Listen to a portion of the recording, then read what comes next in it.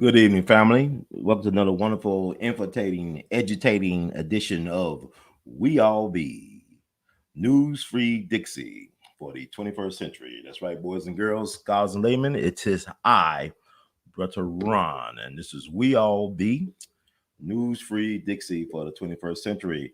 Uh, as promised, here's the show.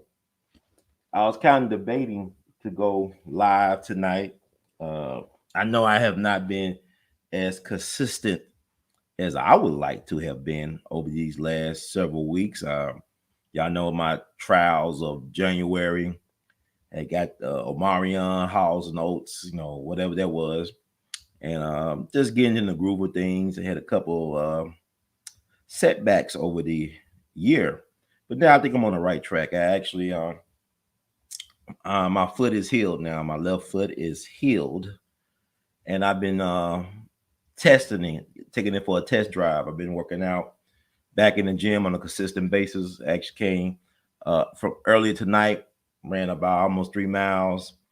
My left foot is holding up. Ran about 5 miles on Sunday.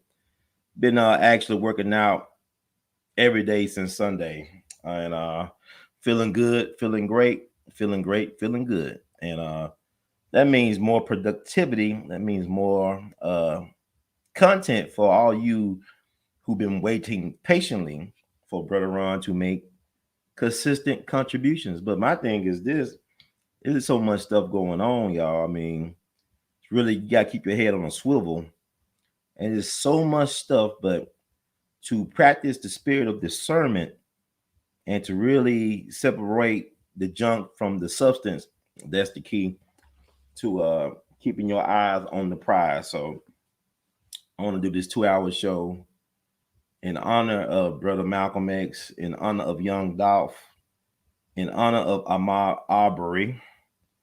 He got justice that was denied Emmett Till. He got justice that was denied Kendrick Johnson, also a native son of Georgia. Kendrick Johnson case that is going on almost a decade has not still been resolved. They had did several exhumations or exhumed the body of Kendrick Johnson. The Department of Justice, all these other so-called official law enforcement entities do not want to take the grief of that family seriously. Everybody with common sense know that there was foul play involved in the murder of Kendrick Johnson. But yet Ahmaud Arbery, I believe when Ahmaud died, he got justice for his family. They gave Ahmaud Arbery, I guess I'm saying his name right, but when did he die? He died February 23rd, 2020. And on February 22nd, 2022, them three white men or white males or white monsters, whatever, were found guilty of committing federal hate crimes.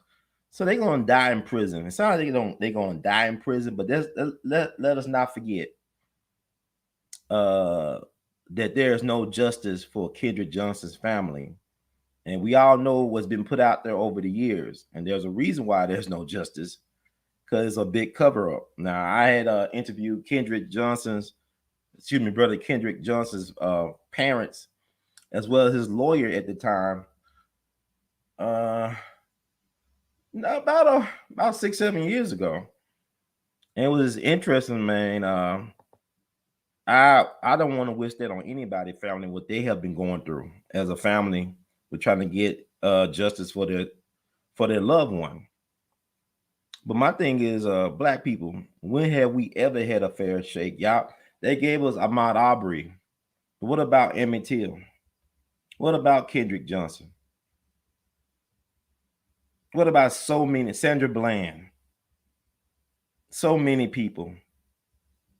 So little time to discuss. I'm gonna keep it 2 hours. I can't do the marathon show. Man, I just don't understand all the stuff I'm trying to adjust to right now. And it's really for the benefit of everybody who's listening and who will listen.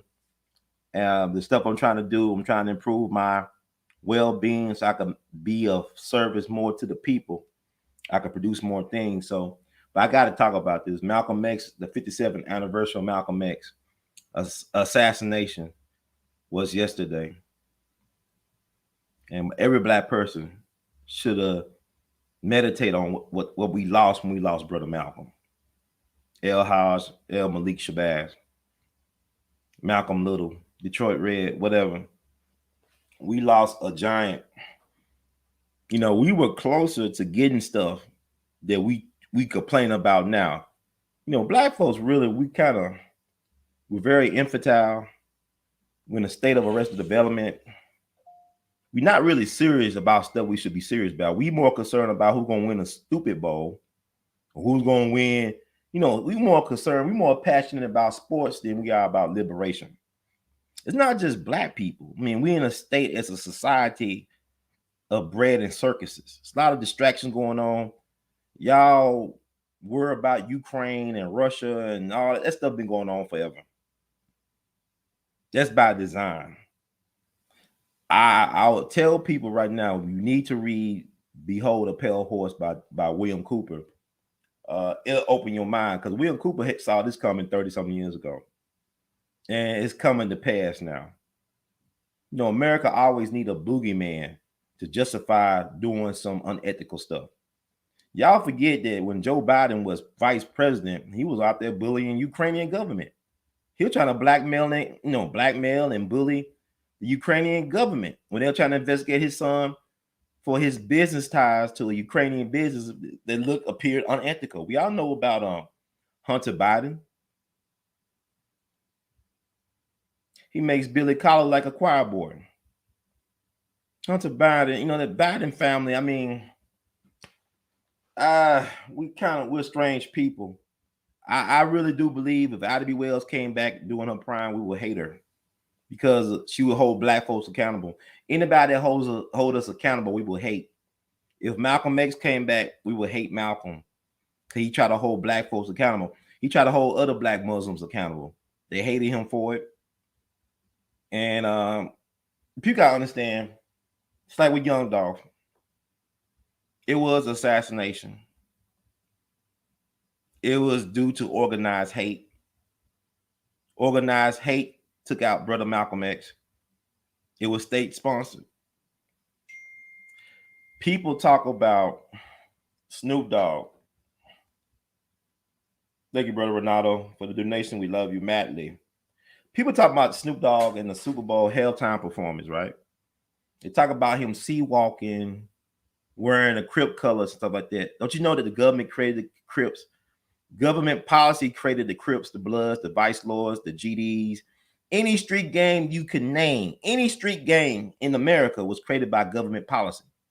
The mafia in America was created by government policy. Who created prohibition? Who approved prohibition? What is the outcome of that? Cause and effect. When you cut off the head of the snake, or when you cut off the head of the dog, the tail stopped wagging, right? So you get the Crips because you won't allow our Prentice Bunchy Carter. You wouldn't allow John Huggins to exist. You exterminate them at UCLA. And then try to act like the US organization were the prime puppet masters behind that really was the government. Same thing in Chicago with Fred Hampton. He tried to politicize the gangs, try to empower them, try to liberate the people. And you kill Fred Hampton in his bed at the age of 21. The government did this. This has been proven in court. See, my thing is, I'm not saying stuff that's slanderous or libel against the United States government. This has been proven in the court of law that the United States assassinated Fred Hampton via the FBI, who controlled the state attorney's offices in Illinois, and then Chicago police. See, this is state-sponsored assassination of Black American citizens. We still arguing that we have the right to vote. We supposed to be citizens. We fought in every war. My ancestors fought in every war for this country. I could prove, I had relatives in every war, including white ones. I could trace them back to the American Revolutionary War. But I'm just saying, y'all blame Snoop Dogg. Raymond Washington and Tookie Williams did not create the Crips. The government did. When they imprisoned Geronimo Pratt. When you killed Bunchy Carter, and John Huggins. When you kill Fred Hampton Sr. and Mark Clark, you create these street gangs. They created this. So black folks blaming us. We blame each other for the drug trade and for the guns, the proliferation of guns and the wrong hands. The government did that by design. Systemic genocide. The hood rat is a government invention. When you put people in a project and you help them behave a certain way over decades and generations, you get a hood rat. The hood rat does not exist in nature. That's a government invention, the hood rat. Just like you get these black males that act very feminine in their emotions, that's why you get all this havoc going on. I bet you the cats that killed young Dolph didn't have no father, no strong father figure in their home. I don't have to bet. I know they didn't have no strong father figure. I look at the ruin of the black family is the emasculation of the black man. The black man used to be present in the home, used to be present in the life of the family.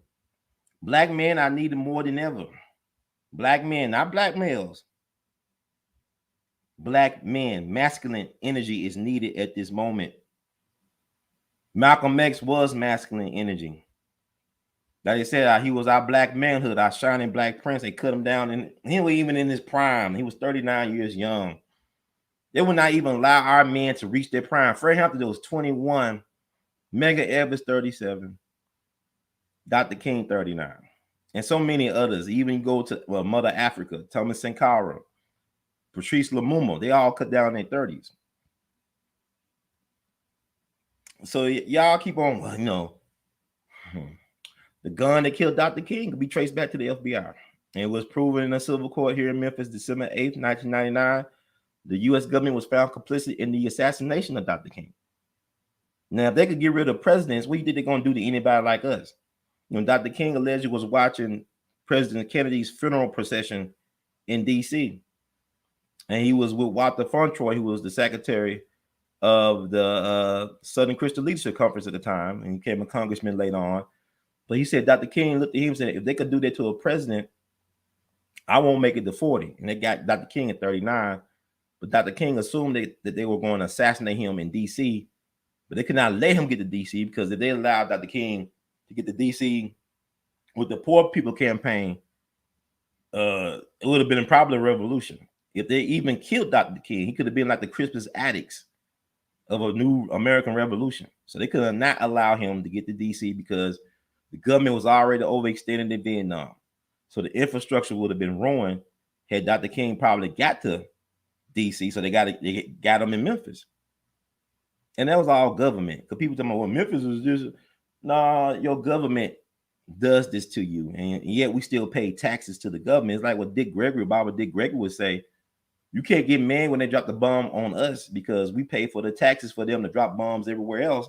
So when they come back, baby, like what Malcolm said, the chickens coming home to roost. You can't act like we innocent in all this.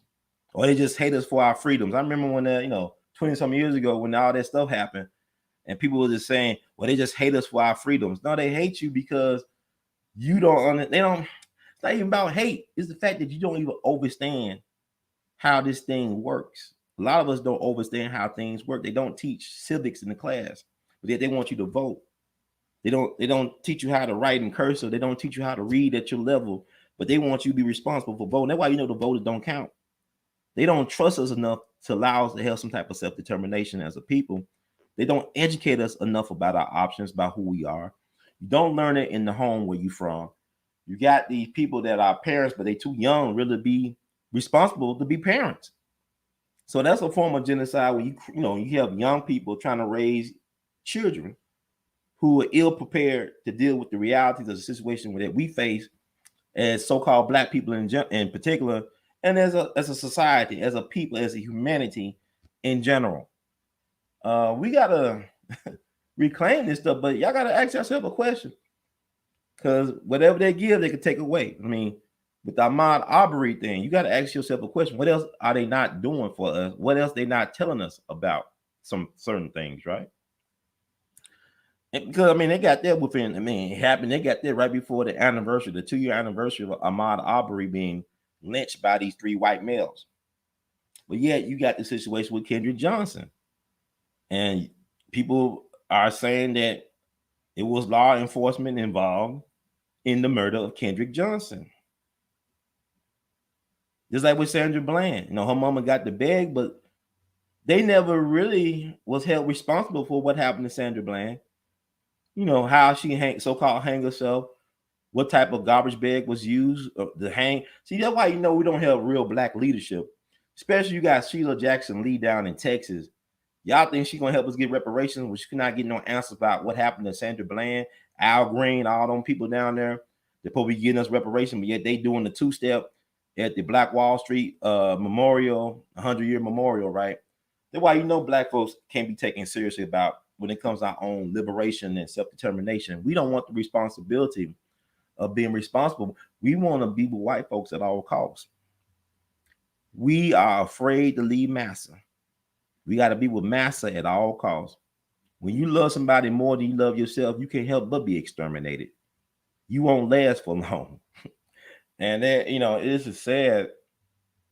I remember I was in the gym working out. I got on a treadmill. I just got in and got on a treadmill. It was a white lady.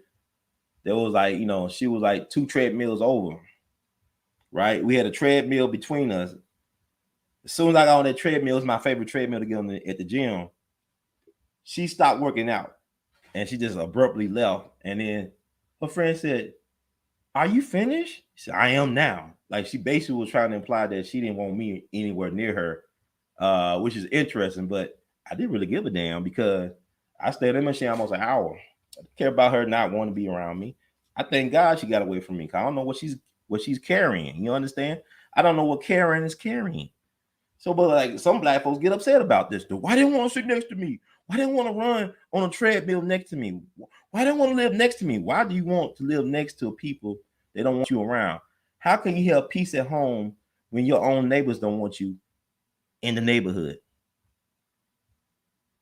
You gotta be a friend to yourself. Like Dr. John Henry Clark would say, we got no friends unless if the person staring back at you from the mirror ain't your friend, you don't got no friends. So I think black folks need to learn how to be friends to themselves.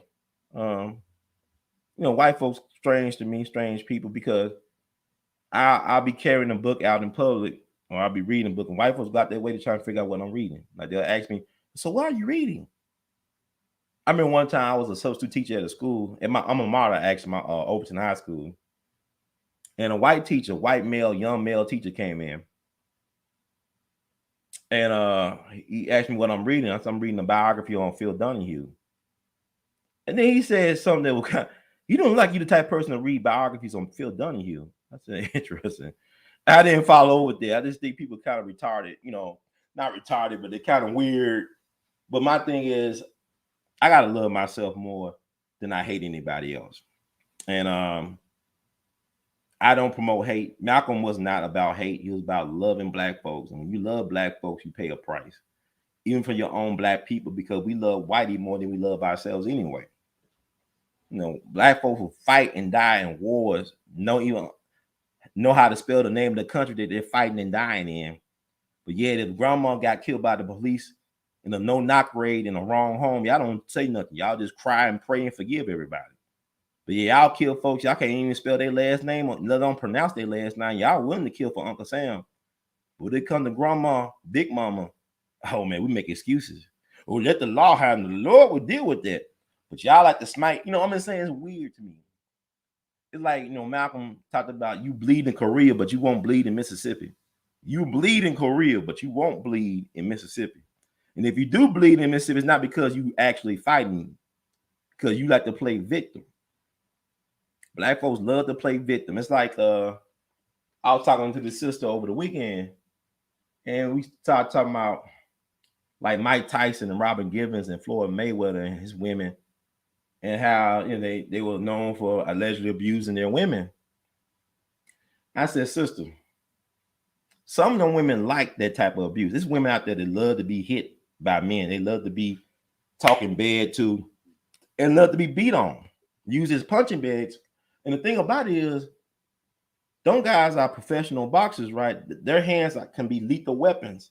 So evidently, they got enough sense not to beat them up too bad where they beat them to death. So I will give him credit for that. They said, Brian, you got look. Like I remember Ray Rice, right? The former running back for the Baltimore Ravens, right?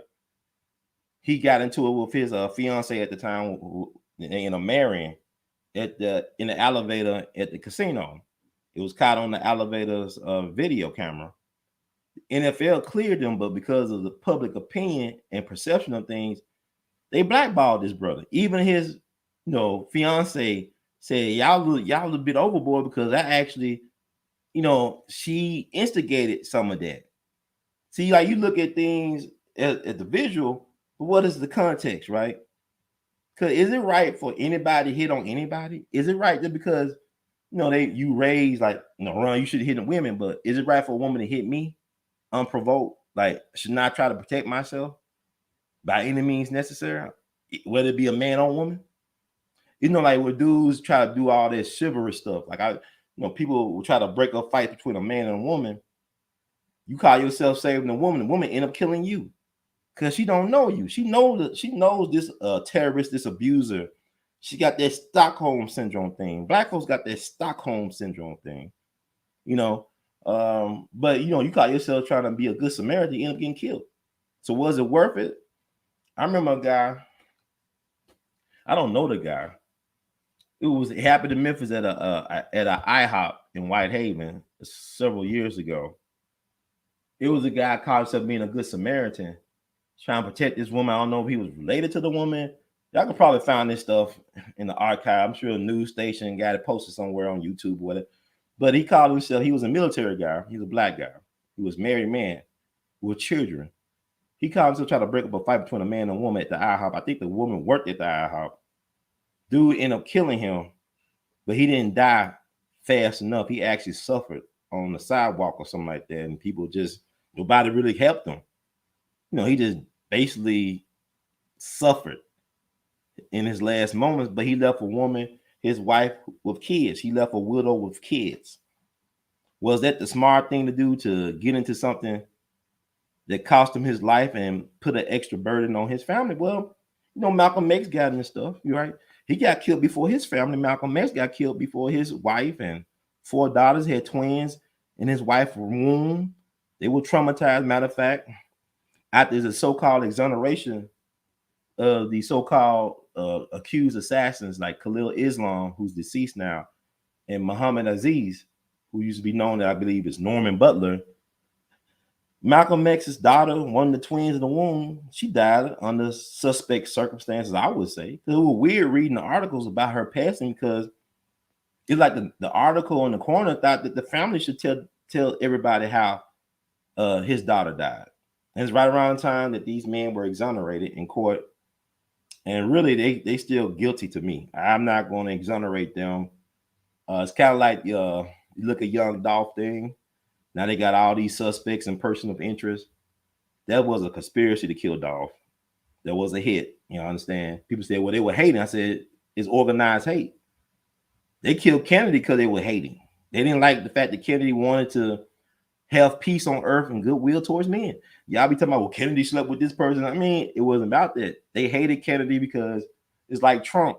He didn't want to really get into nothing. I don't think if Trump was in office, I could be wrong. I don't think we'll be having this issue with Ukraine and Russia because they spent all the 4 years while Trump in office trying to frame him on the Russia thing when it's really Hillary Clinton. They the real traitors. Hillary Clinton and her company, they the real traitors. Trump to me was a patriot because he kept us out of unnecessary wars. Now we're gonna have to start. They trying to start another war where we be entangled. Like you got to replace Afghanistan with the Ukraine and Russia now. So we supposed to be entangled with this for 20-something years going forward. And yet we some fools because we train and condition our people, our family members to fight these wars that don't benefit Americans. Like I said, you can't protect your grandma from getting shot in the face by the police on no knock warrants. So why are you going overseas to die for something that you have no understanding of? You have no understanding of. We have no business. Malcolm X was one of the first prominent Black figures to protest the Vietnam War. Now, people always talk about Dr. King, his great Riverside Church speech back in April 4th, 1967. But Malcolm came out against the Vietnam War several years before Dr. King. And that probably part of that cost him his life because his influence with melanated countries. Like you had African representatives in the United Nations quoting Malcolm on the United Nations floor.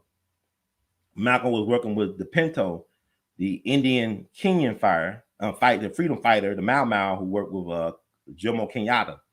You know, the Pinto got killed a couple of days after Malcolm. He got killed in front of his daughter. And his family had to flee Kenya and go to Canada, I believe. And it's where they at to this day, if I'm not mistaken. I think his widow's still around. I don't know, but I'm saying the Pinto was a young man. He was an Indian. He wasn't like the Kamala Harris type of Indian. He knew he was an Indian, but also he respected Black people immensely. And he was a real freedom fighter. I think he was really the first important political figure to be assassinated in Kenya after the Mau Mau uprising with Jomo Kenyatta. But I mean, this stuff is a slippery slope. But it was the Pinto that encouraged Malcolm to bring the United States up on charges of human rights violations against Black Americans. Now, you had somebody like James Foreman, who ran CORE. You know, y'all remember that movie, The Great Debaters, with Denzel? It was a guy, I think his name was Denzel Whitaker, that played a young James Foreman. He was a prodigy. He was like Dr. King. He went to college real young. I think he was like 15 or something like that. But James Foreman was, I don't know if he was the founder of CORE, but he was the president or lead of CORE during the civil rights era. His theory was that Malcolm X was killed because he got in the way of organized crime, drug trafficking. Like Malcolm wanted to stop the drug trade from poisoning the Black community. So he might have gotten away with the French Connection. Like I knew that Bumpy Johnson series with Forrest Whitaker, which is interesting, but they talked about the French Connection. Well, Malcolm was trying to stop, he was trying to disrupt the drug trade that was destroying the inner cities of America where Black folks live. And it might have cost him his life. Malcolm was into a lot of different things. I think I know people need to study Malcolm a little bit more, not just for the speeches, but also for his philosophy and what he was trying to do. It's still people around that's walking this planet that work with Malcolm. Now that number is dwindling. You know, you still got A. Peter Bailey and some other folks. I talked to Ronell Collins every blue moon. That's Malcolm's nephew. His sister, Ella Collins' son. Ella was the benefactor for Malcolm. She sponsored his trips to Mecca. She was the one that started the annual birthday pilgrimage to his graveside up in Ferncliff Cemetery. She started that. It's a lot of stuff to consider, but you got to understand, it's like with Young Dolph, when Yo Gotti, Yo Gotti, who was Young Dolph's nemesis. They were friends at first. They had a falling out. Yo Gotti, whenever he decides, whatever happens in his obituary, they're gonna have to mention his beef with Young Dolph. There's no way around it. Even him being a suspect allegedly in the demise of Young Dolph, it has to be mentioned in his obituary. That's part of the story. It's like with Minister Farrakhan, when he passes on, they are going to mention his connection to the Malcolm X assassination. It has to be mentioned because Farrakhan even admitted on national television when Malcolm's eldest daughter, when they were both being interviewed by Mike Wallace. Mike Wallace did the documentary The Hate produced with the pioneer African-American journalist Louis Lomax, who was killed under suspect circumstances. Louis Lomax was working on a movie and book that was going to reveal who actually killed Malcolm X and Dr. King. And somehow he died in a one-car accident in New Mexico. His brakes went out. That's Louis Lomax. Y'all look up Louis Lomax. He was the first Black person to have a TV news show, I believe, on television. But he's not talked about, but he was well known. It's kind of like Tavis Smiley. Tavis Smiley was well known. Now all of a sudden they scrubbing him off. Y'all forget about the State of the Black Union stuff. That would be like Black folks Super Bowl. We look at Dick Gregory and Farrakhan, all these people showing up and showing out. Dr. Cornel West, all these Black luminaries showing up and showing out. Now we don't even talk about that. We don't even know what Tavis Smiley doing. What's Tavis at now? We recognize Tavis if we saw him again. Oh man, People got to start thinking about stuff. But that's a part of Farrakhan's story.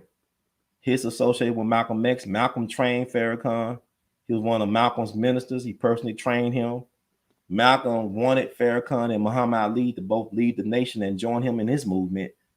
And there's a speech that Farrakhan did at I think either Chicago State University or Medgar Evers College, whatever. I think Chicago State University back in 1990. He did a speech. It should be available still on YouTube.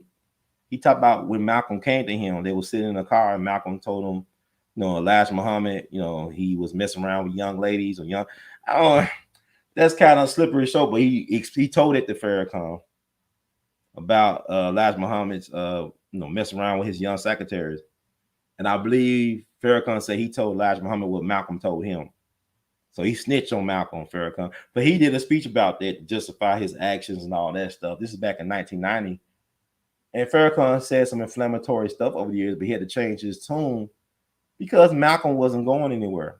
As much as they tried to, they killed Malcolm in life, but he's bulletproof in death. It's like with young Dolph. They killed him in life, but he's actually bulletproof in death. He ain't going nowhere. His influence will be felt for a long time, I believe. And same thing with Malcolm. But it's so deep with this type of stuff, right? I encourage you all, stop looking at talking heads. I'm a talking head. Don't take my word for it. Dig deep into this stuff. This is stuff out here that you need to connect with. Stop looking for other people to be leaders that you are afraid to be. Be your own leader. That's why I had to do this show tonight, the 2-2-2-2-2 thing, whatever everybody talking about that. It's time for all of us to step up and help and have some accountability for our actions and for our future actions. But we got to learn from the past. But Minister Farrakhan cannot escape his connection to Malcolm's death. You had one of Malcolm's daughters being used by the FBI. She had a Jewish boyfriend who was an FBI asset, being used to try to so-called assassinate Minister Farrakhan. Minister Farrakhan, it's right before the Million Man March took place. They had that summit, him, Betty Shabazz, Dr. Betty Shabazz, the widow of Malcolm X, and Al Sharpton at the Apollo. I don't know if they actually recorded the whole thing. I'm sure it's out there, the whole thing, but Farrakhan said he forgave Malcolm's daughter for her alleged involvement in his assassination attempt and all that. He didn't hold no ill will towards her. I think they were trying to help to raise money for her legal defense fund or something like that. So they all agreed to meet. And Dr. Betty Shabazz, for the public, at least for public face, she put aside her animosity or whatever misgivings she had about Minister Farrakhan and his involvement. Now, with the minister, I have yet to see any footage of anybody asking Minister Farrakhan, for the record, where was he at February 21st, 1965? You have people that asked George H.W. Bush where he was at for November 22nd, 63. You had folks ask Richard Nixon where he was at, for the record, November 22nd, 1963. But I have yet to hear anybody ask the Honorable Minister Farrakhan, where was he February 21st, 1965, when he, when he heard about what happened to Brother Malcolm. Now, Dr. Manny Marable in his book, A Life of Reinvention about Malcolm X, is suspect some of the stuff. You know what? They could have killed Manny Marable and rewrote some of that book. And Manny, I actually interviewed Manny Marable back in July of 2007. We talked about an hour. This is like several years before his book came out. He died right before the release of the Malcolm X biography, which he won many awards. I think he won the Pulitzer for that as well. But he wasn't able to enjoy the success because he had the same so-called medical condition as Bernie Mac, the sarcoidosis, whatever, with the lungs. I think he had a transplant. It went well, and all of a sudden, I guess during recovery, he died. They probably murdered Dr. Manny Marable and changed some of the wording in that book around. Because it's sad to think that Dr. Manny Marable, who's been an advocate for Malcolm's legacy for years, who worked closely with Malcolm's family, will leave that as his legacy, that book, which is problematic to me. I read the book and it's problematic, but it is what it is. And like when Malcolm's nephew told me, like when he went to a publisher to want to tell the story of his famous uncle, he got a book out, The Seventh Child. I think he wrote that with A. Peter Bailey. The publisher told him, he's like, do you want to make money or do you want, he It's like it's something the publisher said. Somebody, do you want to make money? Do you want a bestseller, or do you just want to write a book? And he said, I want all of that. He said, you can't have all that. You either want to publish a book, or you want a bestseller and make money. And the publisher told him that you got to find something controversial about your uncle that we could sell. You know, when the Manny Marable book came out, they were pushing they're saying Malcolm X was homosexual, right? And that's been around forever. You know, it go back to this white academic named Bruce Perry, who wrote a book about Malcolm in the early 90s. Bruce Perry was interesting because he actually interviewed a whole bunch of people that was connected to Malcolm. He actually did a lot of field research and actually connected with so-called primary sources like Malcolm's family and associates and probably even enemies, did hours of research and interviews. But the thing about it is, it's not necessarily the data, it's the interpretation of the data, how he created a narrative based on what he got from the interviews. And so Bruce Perry claimed back in his book back in the 90s that Malcolm was a male prostitute. And but I mean, he was a hustler, right? I mean, that kind of implied in the Malcolm X movie. He was a street hustler. Detroit Red was a hustler. So just because he was a male prostitute doesn't make him gay. You know, I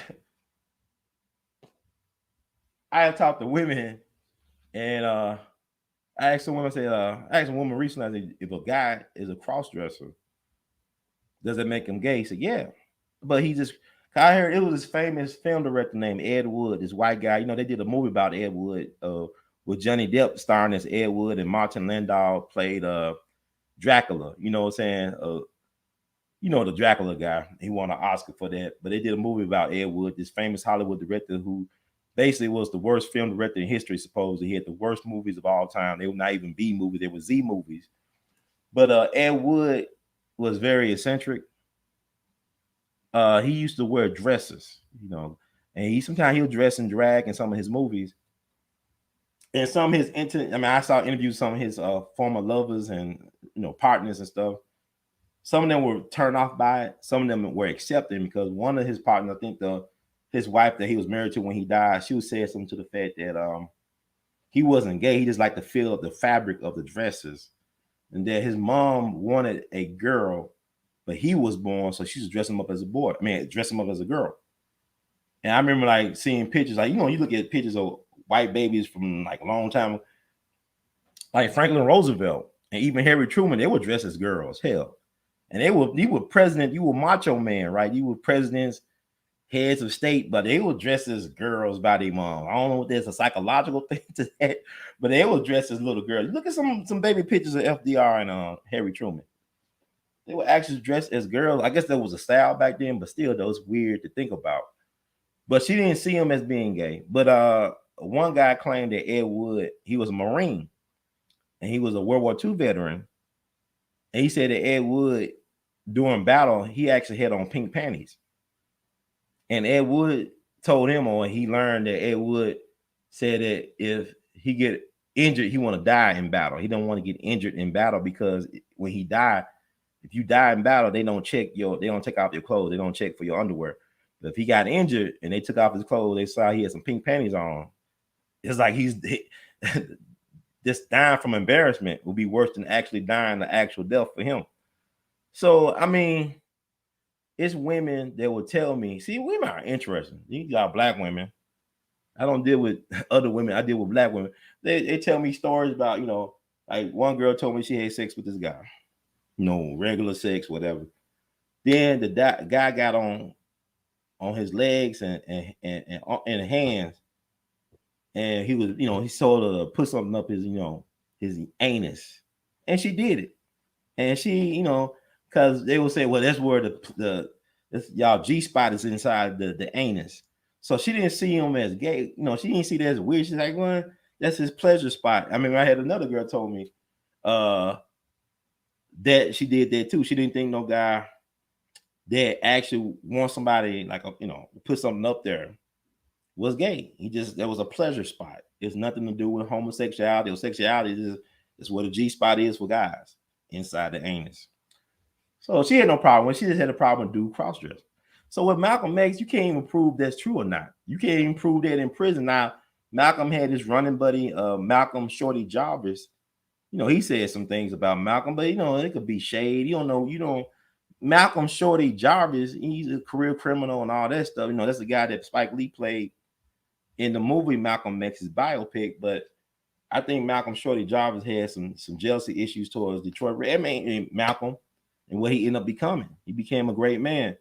So I mean, people talking about prison. Prison a different thing too. It's folks that be in prison. They don't look at themselves as being homosexual. They got a need that need to be fulfilled. They got to scratch. I mean, they got an itch that need to be scratched. And when they get out of here, you know, cats don't talk about what they did in prison. What they did in prison stays in prison. But you know, they have families and a lot of children and stuff. I mean, it's kind of weird. All this stuff is interesting. Cause you go back to slavery. They used to dress young black boys as girls. You know, you look at the movie Goodbye Uncle Tom. Look at the man, that movie is so traumatic for me. I only looked at it one time all the way. It's traumatic, but it needs to be watched because it's telling the reality of what really happened to black folks in slavery. And I can understand why black folks don't want to admit that we were enslaved and that we want to be Native Americans. No, we got Native American. I'm saying, yeah, people try to, okay, well, slavery didn't happen. It happened. It happened. You got folks that knew former slaves in their family. They're still living. So we got to stop with this BS. But you know what? We got to reinterpret it. It's so deep when you think about the stuff that we've been through as a people. But with Malcolm, let's say Malcolm was a male prostitute who did homosexual acts when he was Detroit Red. He was not doing that as Malcolm X or as El Malik Shabazz. He was a freedom fighter. He didn't talk about this stuff in his speech. Malcolm did a whole bunch of speeches being recorded. He never talked about that. That was in his past. Whatever he did in his past, I don't hold it against anybody because we all got a past. The thing about it is how you grow from that past. Malcolm had a lot to overcome, and he overcame. And he made his point. He made his statement, and that's why Malcolm X lives. Malcolm X never dies. The spirit never dies. So they've been trying to character assassinate Malcolm for decades now. But Bruce Perry started that thing about Malcolm being a homosexual. And then Dr. Manny Marable picked up on it now. I give credit to brother Carl Evans, who wrote the Judas Factor that came out around the time when the Malcolm biopic came out. And even though I enjoyed the Malcolm biopic, it was this, you cannot look at that as a historical artifact when it comes to the life of Malcolm. It was a lot of propaganda, because how you going to talk about Malcolm, not talk about Minister Farrakhan? Now, Spike Lee interviewed Farrakhan for many hours for that movie, but made no mention of Minister Farrakhan in the movie. And also Minister Baines was not a real person. He was a composite character, because it was Malcolm's brothers and sisters that got him involved in the nation. They the one that encouraged him to join the Nation of Islam. There wasn't no Minister Baines that encouraged him. Then he had a prison mate who should have been in the movie.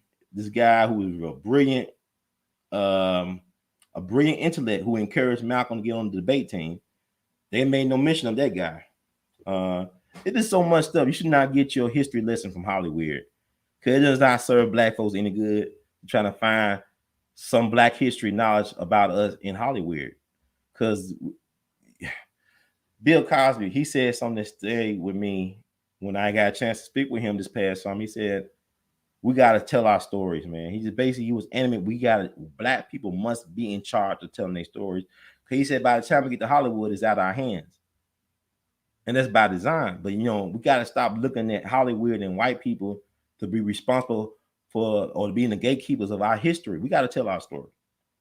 We got to stop making excuses for telling the truth when we do tell our stories. You know, Picasso said art is allowed to make us realize truth. If we're gonna, you know, do this art thing or creative thing, we gotta, it's so important. But, you know, Bruce Perry book started that Malcolm is a homosexual thing. You cannot prove it either way. There's no point in talking about, because Malcolm did not die for being a homosexual, alleged, or if he was, he died for standing up for black people against the powers that be. Now, I think Manny Marable book about Mr. Farrakhan, get back to where he was at. They say he was over there, March 25, over there in Newark. The so-called assassins came from Mosque 25. That's the mosque of William Bradley, shotgun man. You know, in the Malcolm X movie, that's a guy walking down the aisle with the shotgun, blew out Malcolm's chest, who was in Cory Booker's mayor campaign commercial. You can still find that commercial. William Bradley, who died back in, I think, 2018. And the dude who did that Netflix Malcolm X movie, that dude from DC, is very problematic. That movie is very problematic because Norman Butler is not innocent like they make. I don't got no animosity towards the man, but there are photos of him being there at the Audobon the day Malcolm got killed with his Bama head. He had his head flipped like this. Look, there's a country looking up in his coat, had his head flipped. There's images it might be his doppelganger. If that's not him, that must be his twin brother or something. But he was there on the scene. The other brother, Khalil Islam, he wasn't there. He was actually sick, and it's been proven that he was sick with his wife at home. And they were known as enforcers for the Nation of Islam. They were known as goons, Fruit of Islam guys. So the guy's not totally innocent. It's like Dick Gregory said. He said they did find out years ago that Khalil Islam and who is now known Muhammad Aziz, formerly Norman Butler, did not pull the trigger that day. But the reason why, Dick Gregory said they withheld the information because they were not totally innocent of harassing Malcolm right up to his death. They were part of the team that harassed Malcolm. They would chase him, on the streets, what I'm saying, beat up his followers and all that stuff. Would hunt him, chase him down, follow him from the airport. He could be in Los Angeles, New York, or whatever. They were known for harassing Malcolm and his family. So they were not completely innocent of creating the atmosphere that led to his demise. It's like with Farrakhan, he cannot escape that. Y'all, y'all want to clean it up. He can't clean up. That's part of his legend. You created an atmosphere. He admitted on Mike Waller's show.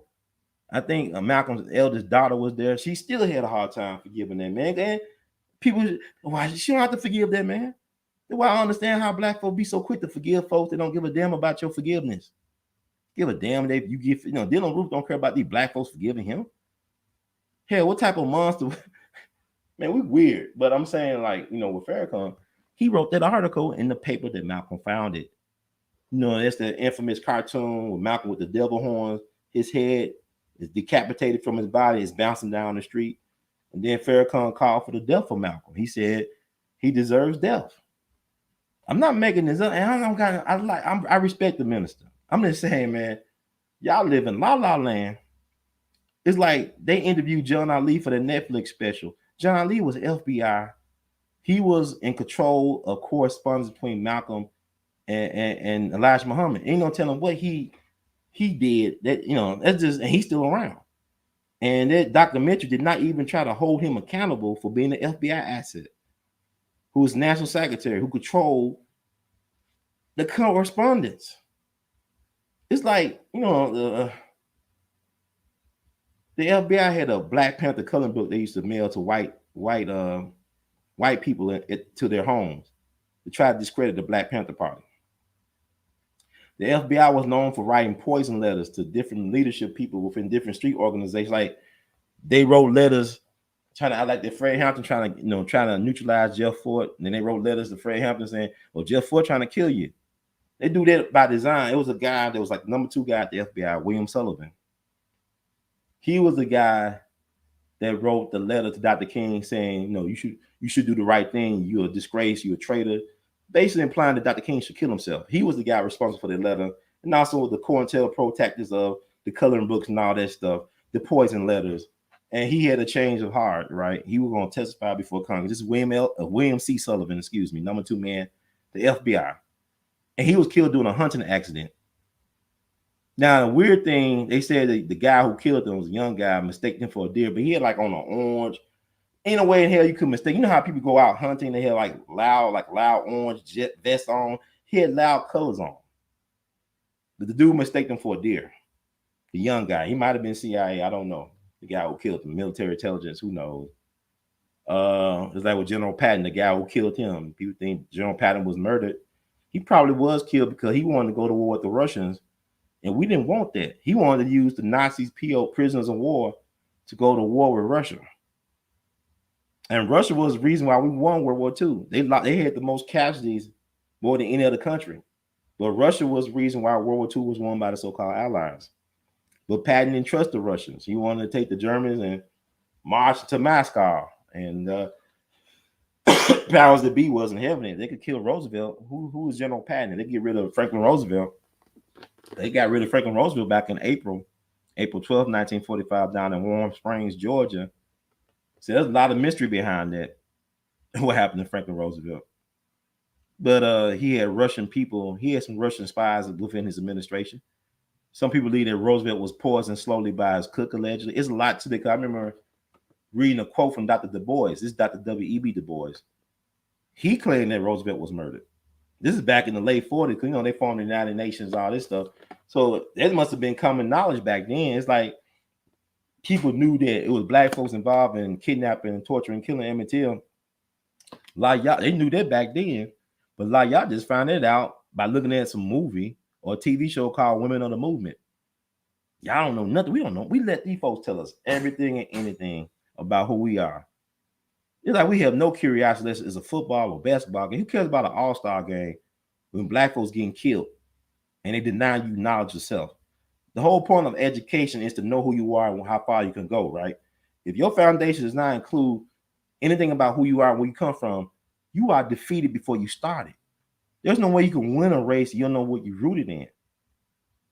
Why run a race if you don't know the origins of what you're running from or running to? But that Malcolm stuff is deep, man, because the only reason we know really anything is because one of Malcolm's bodyguards shot Ahmaud Arbery, who's been out for several years now. You know, it was Reuben Francis that shot him in the leg. They slowed him down, and the police saved his life because them black folks were about to kill him and rip him apart, and rightfully so. But they saved his life. The police, the NYPD, who wasn't there, normally when Malcolm would have a rally or speech at the Audobon, without even him requesting anything, there'd be like 36 police officers around the vicinity, the vicinity of him speaking. There were hardly any police officers around. They came around after Malcolm was shot down like a dog. But Reuben Francis, one of his bodyguards, allegedly ain't supposed to have any guns. Malcolm's security didn't supposed to have any guns. Supposed to not have any guns. Excuse me, I know I talk fast. And it was not checking anybody. Now you go to a Nation of Islam event, they checking everybody. They checking everybody. You ain't getting close to Farrakhan. I got a Hallmark card. No, buddy. They ain't let me close to Farrakhan. I got a plaque for him. We all be Lifetime Achievement Award. Them kids, they all knew who I was. They said, Brother Ron, I'm so-and-so, brother so-so X from Chicago, Baltimore, whatever. I said, can I talk to the minister or just nah, bro, we can't let you do that. But they let the women come, they let the entertainers come and talk to Farrakhan. They're like, I want to ask him something disrespectful. I'm going to do something disrespectful to the minister. I ain't trying to get no beat down. Just want to honor the brother, a fellow Taurus, that's all. But anyway, Reuben Francis shot Ahmaud Arbery, I believe, in the leg. And nobody knows what happened to Reuben Francis. At least we don't know. He disappeared after that. After that day, Reuben Francis disappeared. He could have been an agent. He could have been military intelligence. Who knows? Because Malcolm was so compromised. Like even he knew in the Nation of Islam was compromised by police. Even Malcolm talked about it in his speech. Said, how can they say we planning anything against America when our organization got police officers in it? So Malcolm knew. It's weird, man. It's strange because y'all don't understand.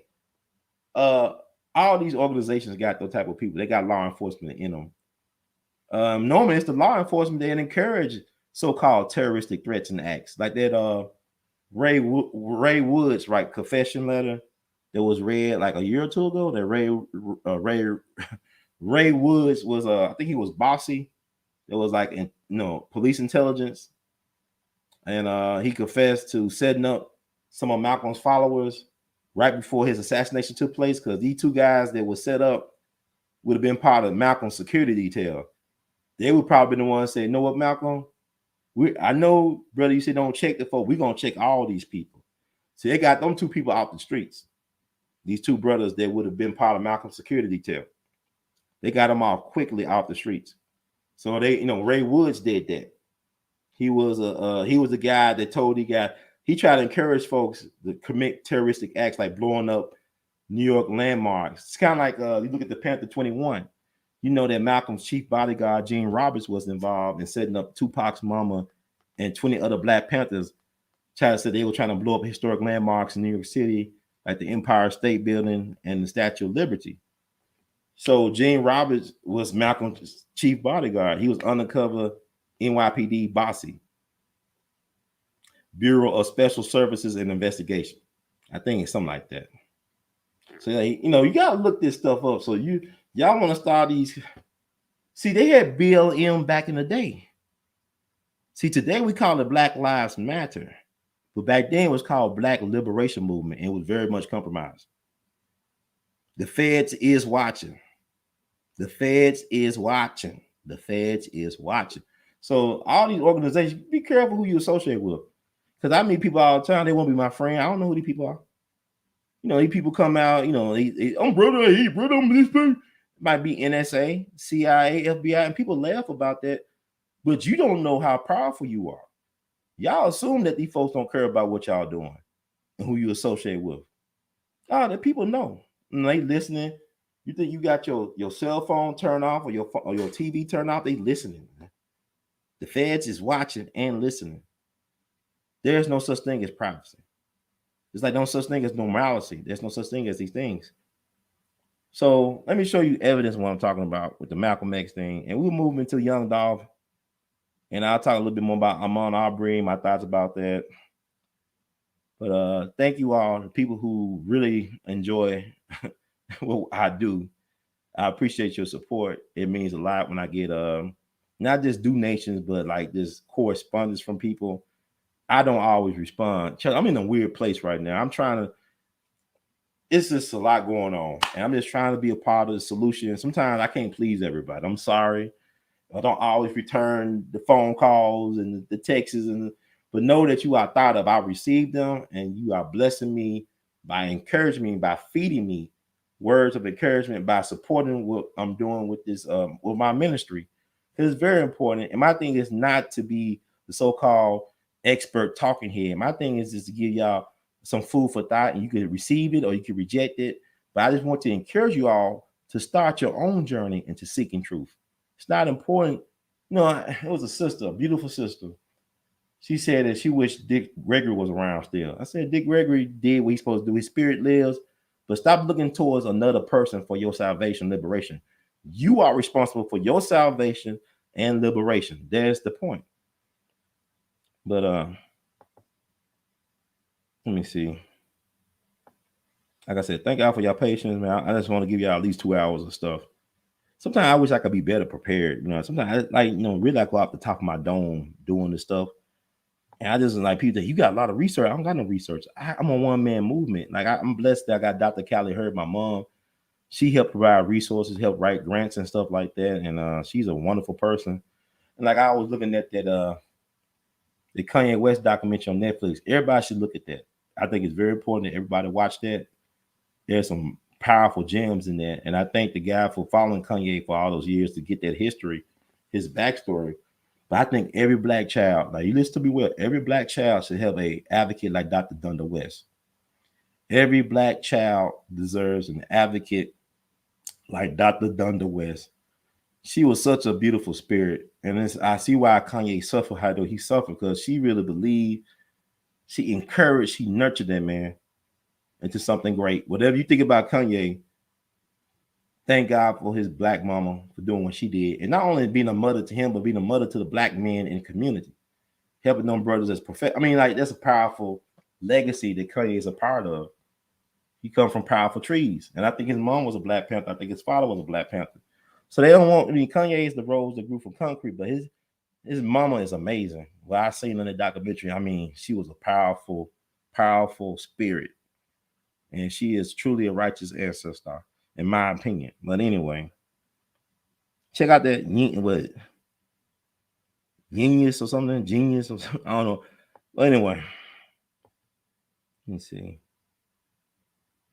I want to find the Butler thing to make my point. Okay. Check this out. That's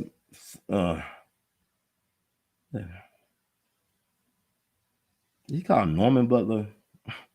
But I'm trying to make a point here. If you look at that, read what it says. Like he was known for wearing that type of head style, that Bama style, hillbilly style. We have his, I guess the head part, the front brim folded up. And there's a dude actually that was there after Malcolm was assassinated, was outside the Audobon. They identified maybe that's his twin brother, a doppelganger, but it's like Muhammad Aziz to me. So my thing is, I think that the documentary was they really skewered a lot of things that they didn't talk about. What happened to brother Leon Amir, one of Malcolm's closest associates, a part of the Organization for Afro-American Unity and Muslim Mosque Inc., who used to be the press secretary for Muhammad Ali. They don't discuss his mysterious death up in the hotel up in Boston. They don't talk about the Pinto. There's so many folks that got killed around the Malcolm X, Louis Lomax. They don't talk about him. So and then David Garrow, he should be ashamed of himself. He made his name after, writing about the greatness of Dr. King. Now he want to use the latter part of his years to destroy the legacy of Dr. King he helped to promote through his scholar work. So how can we trust anything that devil allegedly has to say about Dr. King? See, people forget. It's like with the Cosby thing, people getting their emotions. They have not proved that Dr. King was even a womanizer. Think about what I'm saying. I didn't say he wasn't a womanizer. They have not proved the case. They have accusations. Like, they said, well, Coretta was played a recorded tape of that. It may not have been Dr. King. Y'all assume that was Dr. King. Maybe that's why he felt strong enough not to kill himself and keep on with his work. And then why they had to kill him eventually 4 years later in 1968. This said Norman 3X Butler wore his fedora in the Bama or hillbilly style, similar to Jethro Clampett of the Beverly Hillbillies and Sheriff Barney Fife of the Andy Griffith Show. That's some goofy stuff right there. Like it'd be a member of the Fat Albert gang, goofy hat, Bama hat, calling, hey, Bama hat, all the beaches by the blue Bama hat. By wearing his fedora at an awkward 45-degree angle, Butler only made it easy to identify him in the crowd outside the Audubon ballroom. Still frames show him stranded to view Malcolm X's body. The herringbone coat also sealed his face. So he's there. But why did they conveniently leave? I mean, okay, let's say, to be fair, why did they not show these photos to brother Muhammad Aziz during the documentary and make him answer like, is that you? Is he is or is it ain't you, bro? Who is that? Because like the guys like Khalil Islam and brother Muhammad Aziz were known enforcers of the Nation of Islam. And, there was bad blood between Malcolm X and his captain Joseph X of Mosque number 7 up in New York. It was bad blood between them guys. You can look at it's a great documentary done on Malcolm X called Malcolm X Make It Plain. Came out in the early 90s. It was produced by by a man who was a true visionary, Henry Hampton. We both went to Washington University, and he created at one point the world's largest black film organization. And he passed away, unfortunately, back in 98, but he's the visionary behind Eyes on the Prize. He's the guy who got the tape on William O'Neill. He got that William O'Neill interview before he killed himself, allegedly. And he did this great documentary interview with Malcolm's siblings, including Ella and some of his brothers and sisters, other sister. And he interviewed Captain Joseph X. And even it's been years later, you could see the hatred that Captain Joseph X had for Malcolm. Still, Malcolm been dead for years, and Captain Joseph X still had animosity towards brother Malcolm. It kind of reminds me of images where you hear about like Black Youngster, Yo Gotti's rapper, his protege, how he had animosity towards Young Dolph. Although I think Young Dolph and him never met, but he had this type of vicious, and he got this alleged vicious animosity towards young Dolph. Well, you know, it's people like that. No matter what you do, some people ain't gonna like you, but they had a falling out, Malcolm and Joseph X. I think Malcolm disciplined him for abusing his wife. I think Captain Joseph X abused his wife or something, and Malcolm disciplined him for it. And he felt like Malcolm embarrassed him, never forgave him for it. But Malcolm was the one that helped him get into the nation. You know, Malcolm found him when he was down and out, strung out on drugs, from my understanding, reading a version of that. It's like Malcolm just got betrayed by a lot of people that he helped. Malcolm could read a crowd, but he couldn't read his circle. That is like so Shakespearean tragedy to me. Like, he could read a crowd. Malcolm was a known hustler. He knew how to read people, but he couldn't read his own circle. The snakes around him. But that's Norman Butler, allegedly. So he's in this, you know, why don't I never explain? William Bradley's there. He was there when it's a picture of Thomas Hire being almost tore apart by the crowd and the police saving his life. There's a William Bradley there in his long coat covering probably his shotgun. There's a guy that was in Cory Booker's mayor campaign commercial. And they interviewed Cory Booker for the documentary, but I don't think they ever brought it. It's a strange, Newark is like Memphis. Like, everybody know who did what, but nobody do anything about it. Everybody knew who helped kill Malcolm X, where they came from, in the Black Muslim community in Newark, but they didn't do nothing about it. And the irony is that the high school that William Bradley went to is now named after Malcolm X, according to the documentary. But let's look at some other stuff. Trying to find some other stuff. And Black folks celebrate them being exonerated, but you know what? It's not even on them, because they just small bit players. It's like the folks who pulled the trick on Young Dolph. They're not the one that ordered the hit. You know what I'm saying? What they trying to do is try not to make the government complicit in the killing of Malcolm X. And the government was very much complicit in killing Malcolm X. The U.S. government killed Malcolm X. The U.S. government killed Dr. King. The U.S. government killed Fred Hampton Sr. The U.S. government did that. You know, they killed the people at Waco, Ruby Ridge. It's not just a black thing. They're killing everybody. These folks are very vicious. And yet y'all made it Trump. What's wrong with y'all, man? I really do believe if Trump was in office, this Ukrainian thing would not be a problem.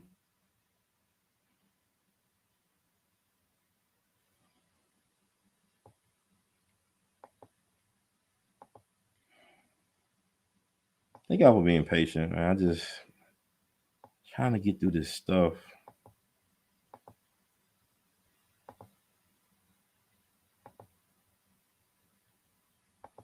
I don't really care for all this. People in celebrity news. I don't be into that celebrity mess. I don't be caring about that no more. I don't care about what Nick Cannon and Kiki White. They just, like, you touch them, you know, Kiki White, you just touch her, you sneeze on her, she get pregnant. Jesus. And God bless them, man. Be fruitful and multiply. All the same. This is William Sullivan, the guy who's the number 2 man in the FBI. He's the one that came up with those ideas in COINTELPRO, sending poison pen letters to different factions within the movement to divide them, telling Dr. King he should kill himself and all this stuff. And he ended up getting killed because he had a change of heart. He wanted to testify before Congress, and they killed him before he could testify.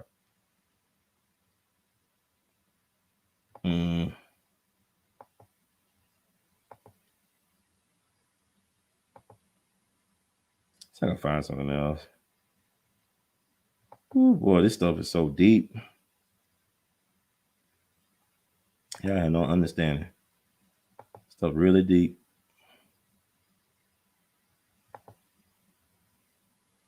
What time is it? Oh, man. I only got here by midnight Central Time. I'm not reading the chat room right now, but please feel free to leave stuff in the chat. Thank y'all for donations. If you donated, I'm not reading the chat room. I'm trying to stay focused on this mission. Oh my God, I'm trying to get out of here by 12 o'clock. But just look up this stuff, man. This stuff is out there for you all. Stop letting these folks tell you what the narrative should be and put together your own narrative. Simple as that. The Reuben Francis, the guy who shot Tomas Hale, he disappeared after that. Show you a picture of Ruben.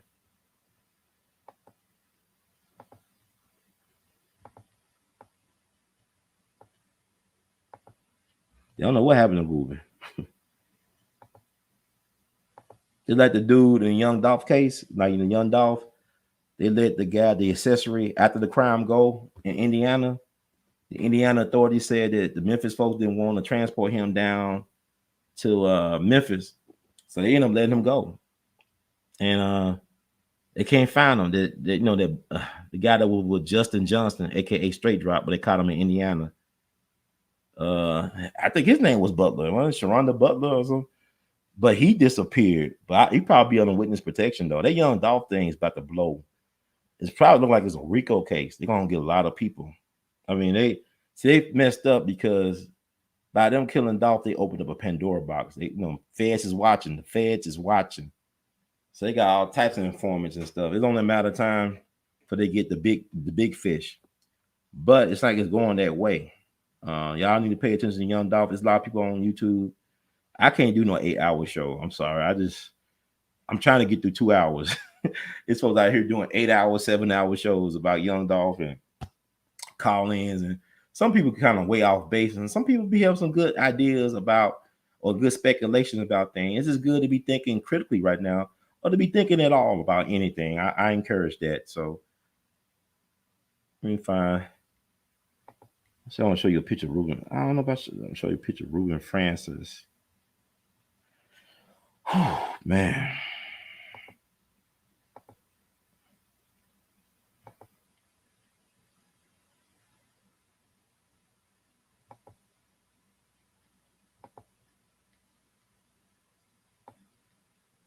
I got the right picture. Okay, this is Ruben Francis, right? The brother in the hat. That's the cat. The only reason why it was a trial at all is because he shot Tamaj Hare in the leg. And Tamaj Hare, he go by all these different names. But he's I think he's living in Brooklyn right now. He started him a family and living in Brooklyn. But he actually told in an affidavit who were the other assassins with him that day on February 21st, 1965. You know, the crazy, that crime scene was treated as a travesty. Like they had a dance later on that night in the same space where Malcolm X was assassinated. It was a black church sponsored dance. They still had bullets in the wall. It's not the black church fault. It's the fact that law enforcement didn't give a damn about solving the case. They left all types of evidence. Even the rostrum where Malcolm was standing at when they started shooting at him, that was left in the basement of the building for years. So they didn't even take that as crime scene evidence. They ain't do. I mean, it's sad how they treated Malcolm, man. But like once again, the universal soul God had other plans for the legacy of Brother Malcolm. That's why Malcolm is bulletproof now. Malcolm, what he said is still relevant. What he said, which is unfortunate, we were so much closer to where we need to be back on February 21st, 1965, than we are February 22nd, 2022, as a black people. Yeah, but Ruben Francis shot him in the leg, and he disappeared from history. Nobody knows what happened. We don't know what happened to Ruben Francis after that day. He disappeared. But let me find some stuff.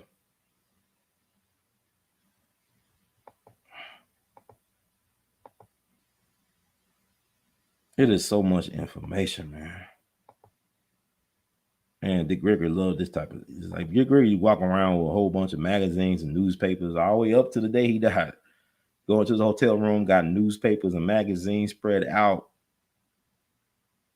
But he was a one-man information movement. And so we all got to be our own one-person information movement and share as much as we can, while we can. But let me find.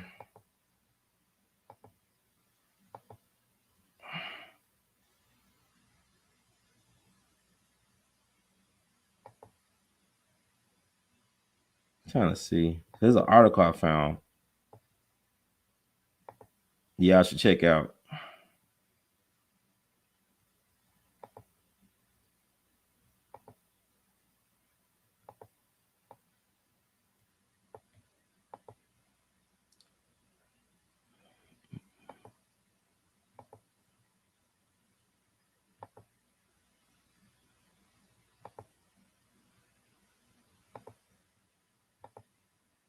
Found this online. It's a Covert Action magazine, Who Ordered the Killing of Malcolm X.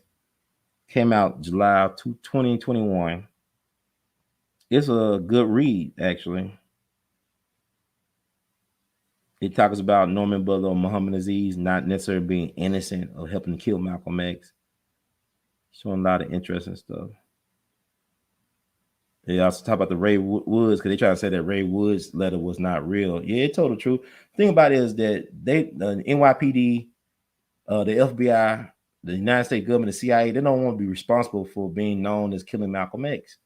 But they did have a hand in killing Malcolm X. That's the guy, Ahmaud Arbery. Had these different names he go by.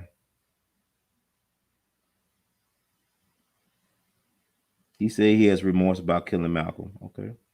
Maybe he does. Then it raised questions on wrongful convictions of Norman Butler.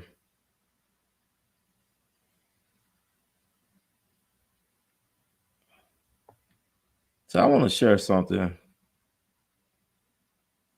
That's William Constler, the famous lawyer who represented Ahmaud Arbery in court. But he got the affidavit. And let me just read this. This stuff is crazy.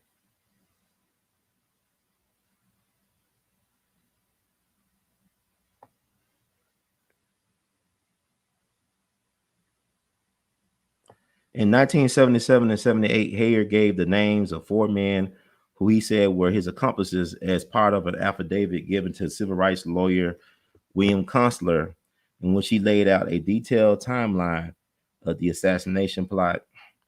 Constler said that he did not know of any comparable case in American jurisprudence history in which an accomplice described a crime in such detail without a thorough reinvestigation. There ain't supposed to be a trial in the first place, but Reuben Francis shot Hayer in the leg that led to the trial. You know, think about it. If he didn't shoot Hayer in the leg, would there be anything coming out about what actually happened to Malcolm at this point? The 4 men Hayer identified were part of the Nation of Islam, Newark, New Jersey, Temple number 25. According to Hayer, a man he knew as Wilbur or Kinley, later identified as Wilbur McKinley, shot it and threw a smoke bomb to create a diversion. A man named Willie, later identified as William Bradley, aka Al Mustafa Shabazz, 28, a former Green Beret and stick-up man. See, this government, he was trained by the government. He's a government trained killer. To let you know, had a shotgun and was the first to fire on Malcolm X after the diversion. Okay. Hayer asserted that Bradley and a man named Lee or Leon, later identified as Leon Davis, both armed with pistols, fired on Malcolm X immediately after the shotgun blast. Hayer also said that a man named Ben, later identified as Benjamin Thomas, was involved in the conspiracy. Now, you should note that Hayer said that the 2 guys that were accused of killing Malcolm, who served out their time in prison, Khalil Islam and Muhammad Aziz, were not involved. To his knowledge, they were not assassins. They at least were not the assassins at the Audobon with him. He said they were not involved, but I don't think he really knew them guys anyway. But that's so-called William Bradley Mustafa Shabazz in 2004. That's him. Lived to a ripe old age. He was a pillar of the community in Newark. They knew he was a killer. So after the assassination, Bradley served time in jail for robbery, aggravated assault, and drug possession, and then settled in Newark, where he ran a boxing gym and even appeared in a political ad for former Newark mayor and New Jersey Senator Cory Booker in 2010 before passing away in 2018. I interviewed Roland Shepard several times. That's a white guy who's a socialist. He used to sell the newspaper, I believe, The Militant, and Malcolm X's rally and speeches at the Audubon. And Malcolm had a lot of respect for Roland Shepard. But I interviewed him, and it's consistent, like what they're saying in this article is consistent with what he told me. Roland Shepard, who sold the socialist newspaper The Militant outside the Audubon ballroom the day Malcolm X was shot, said that he saw a man resembling Bradley who had taken his seat near the podium in the police station afterwards, entering what appeared to be his office. He told me that story. Roland Shepard told me that story because he was trying to tell the police what he saw as a witness to the assassination of Malcolm X. He went to a police station. He saw Bradley come in and out smoking a cigarette. And then when the police officers asked him what he saw, he said, I can't remember shit, and walked back out. He said something like, I can't remember nothing. I can't remember shit. And he walked out because he saw what time it was. This stuff is deep, y'all. So now I'm not even mad at the Nation of Islam. They were used as they were puppets in this whole thing too. What I don't like about the nation, some of the representatives like Dr. Wesley Muhammad, he'll make Wesley Muhammad is brilliant. Dr. Wesley Muhammad is brilliant, but he'll make accusations that can't be proven. Like he claimed in trying to defend the Nation of Islam from having a part in killing Malcolm X. There's blood on their hands. There's no way to get out of that. Just got to accept that, okay? You had people within the nation that did not care for Malcolm. They wanted him gone, and they helped with the process. It is what it is. But the government is truly wholly responsible for the elimination of Malcolm because they could have stopped it. You had police intelligence agencies from Chicago that alerted New York that there was an assassination plot against Malcolm. You had police officers, police intelligence from Chicago telling New York, and the New York is a part of the reason why Malcolm got killed. New York police intelligence got Malcolm X killed by design. So it's a state-sponsored assassination. Yeah, we can talk about how Captain Joseph X and all these guys hated Malcolm for betraying the Honorable Elijah Muhammad, but at the end of the day, the government killed Malcolm. It is simple as that. As simple as that. And that's Tamaj Hayed being saved by the police. And that's William Bradley. He's hiding a shotgun under his trench coat. It's crazy how the police, but they already knew who he was. He was one of their assets. And he was a trained killer. Who trained him? The United States government. Green Beret. Come on now. Yeah, he might have been a Fruit of Islam, but he was Green Beret before Fruit of Islam. Trained killer. That's him in Cory Booker commercial. And that's Norman Butler as Muhammad Aziz today. But like I said, look at the pictures, man.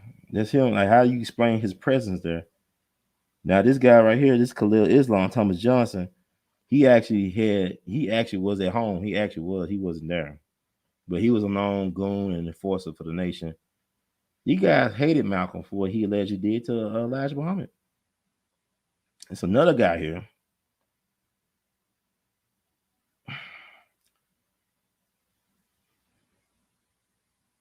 See, the New York Police Department allegedly had films of Malcolm X's killing that were never displayed at trial. Like there's rumors of the government having a film of Dr. King's assassination, but it's like you can never find it. But I wouldn't doubt it because Dick Gregory claimed that the black man was used as distraction, that the shots really came from above. The CIA killed Malcolm X directly. They gave the black man blanks, so it wasn't even them, according to Dick Gregory. But people say Dick Gregory is this and that. I tell you something. Dick Gregory has said some outlandish stuff over the years, but it's proven true years later. He has told me things off the record I'm not going to say on the air right now, but we'll see as time goes on if they bear fruit. But Dick Gregory, he knew things a lot of us don't know. He had, inside information. But the New York Police Department allegedly had films of Malcolm X killing, but they never displayed at trial. A key witness and identified butler named Sharon had a connection with the Newark Mines that was never explored.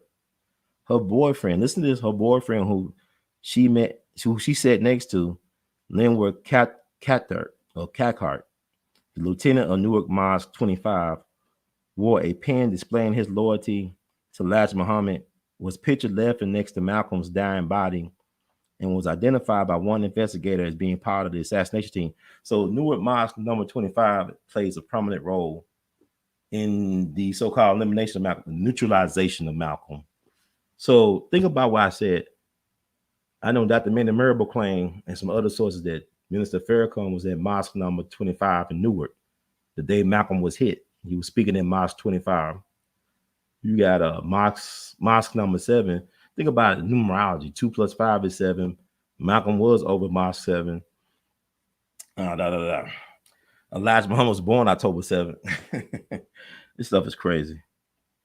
So this is the dude that his girlfriend claimed She said next to at the Malcolm X last rally, this Linward Cathcart. Cathcart.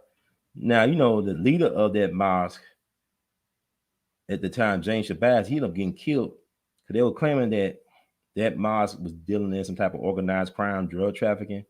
So I think he got decapitated, James Shabazz, who used to lead that mosque. He had an issue with Malcolm. I believe he was decapitated over some organized crime, black mafia stuff. I don't know, man. This stuff is so deep.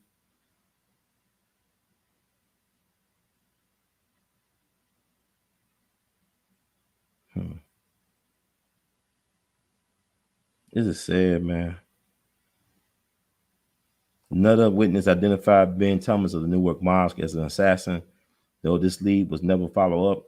The testimony of other key prosecuted witnesses was riddled with exclusions, distortions, and outright lies. The witnesses were coached and manipulated by the police and district attorney's office. One was arrested on trumped charges and had to cooperate with the prosecution to avoid jail. Mm-mm-mm.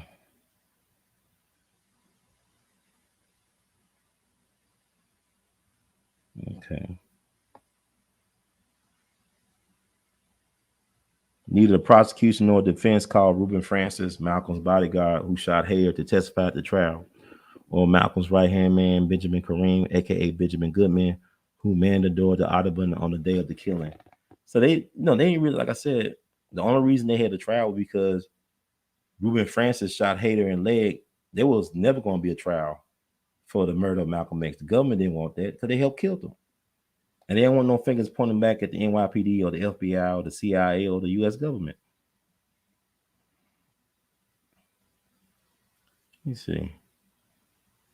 As if they wanted it to happen, police misconduct. Days before his assassination, Malcolm's home in Queens had been firebombed, yet there was no police detail supplied to the Audubon when he was murdered.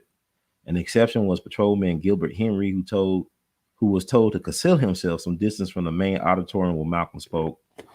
Henry testified that he had been told to stay where he could not be seen and communicate by walkie-talkie with a police detail concealed across the street in the Columbia Presbyterian Medical Center complex where Malcolm's body was taken after the shooting, and to tell them to notify police in the hospital if anything happened. At previous Malcolm X rallies, there had been at least half a dozen police officers present. In this case, with no security at the door, the assassins were easily able to walk in.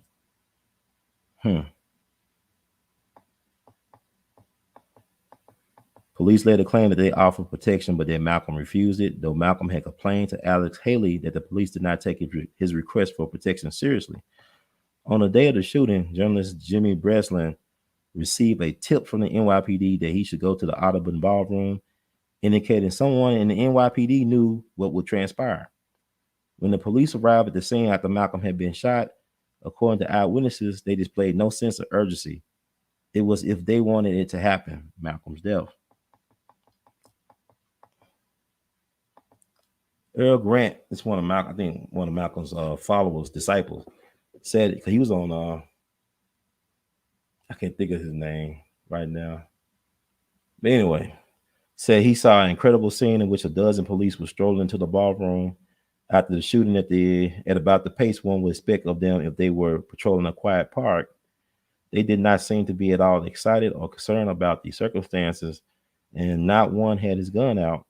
As a matter of absolute fact, some of them even had their hands in their pocket. Afterwards, the NYPD did not secure the scene of the crime as they normally would. A dance at the Audubon, went on as scheduled at 7 p.m. with bullets still in the wall. A rostrum with bullet holes was found in the basement of the Audubon ballroom years later. It had never been examined by the police. Oh, they did not care, man. It's like how they contaminated Dr. King's crime scene. They wiped up the blood and everything. They did not care. Dr. King would normally have an all-black police security detail protecting him when he used to come to Memphis. Last time he came to Memphis, he had no police protection. Police were told to stand down blocks away. So this is what we're dealing with, man. Y'all keep on, man, we don't know who did this. I know who did it. I know who really invented the Crips and the Bloods. It wasn't us. man. I don't trust David Girl. That's John Ali right there. That's the National Secretary for the Nation of the FBI. There was an interview by David Girl and the other guy from DC for the Netflix thing. Ella Collins. And also they said it was 2 people arrested in Malcolm's demise in the early editions of the newspapers in New York, but they changed it to 1. They said they made a mistake. I'm gonna read that a little bit. This stuff is crazy.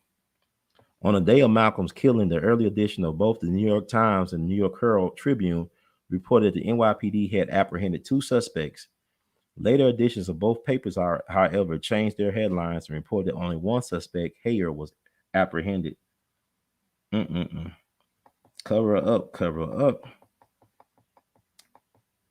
Black nationalists and Trotskyites, noticing the discrepancy, charged that the NYPD had covered up its involvement in the assassination and that the assailant was a bossy Bureau of Special Services and Investigation agent whom the crowd recognized as one of the killers because they had beaten and then shot him.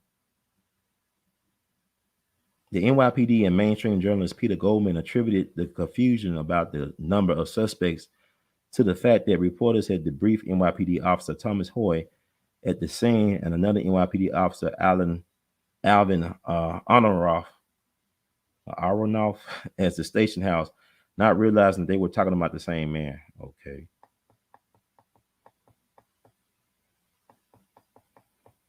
However, in a news video made right after the assassination, NYPD's chief inspector reported 2 suspects being in custody. Herman Ferguson, a founding member of the Organization of Afro-American Unity, said that he witnessed an olive-complexioned man who had been shot being taken by the NYPD away from the hospital across the street, Jewish Memorial Hospital, which would have been a natural place given his injury, and in the direction of the Hudson River. The FBI reported that Hayer was treated after being taken to custody at the Jewish Memorial Hospital across the Audobon, where Malcolm was also taken, meaning that he was not the one witnessed by Ferguson in the patrol car. Interesting. Eric Norden reported that the olive-skinned man had been rushed into the patrol car by the cops and told to get down between the seats. Thin-lipped and wearing a turtleneck sweater, he bore an uncanny resemblance to a man who had tailed Malcolm on a trip to London through his return flight to New York 1 week before the assassination. See, that's the CIA. Dick Gregory talked about that. They said the CIA came in, like he said, the CIA came in like a week or so before the actual thing at the Audubon to be able to shoot from above towards Malcolm. He claimed that the autopsy report showed that bullets came from a downward spiral. You know, the guys, if they shot Malcolm, the black dudes, the black Muslims, it's probably coming in an upward spiral. I mean, it's probably coming upward, right? Not downward. But I don't know, man. Who am I? I'm just here to make you think, as somebody would say. But this stuff is deep. And they say, get this now. There were 9 FBI informants that day at the Audubon, the day Malcolm got killed. 9. They had 9 FBI informants at the Audubon that day, and they were not called to testify, I don't believe, at the murder trial. So they, this universe. So God got a funny way of showing sense of humor. But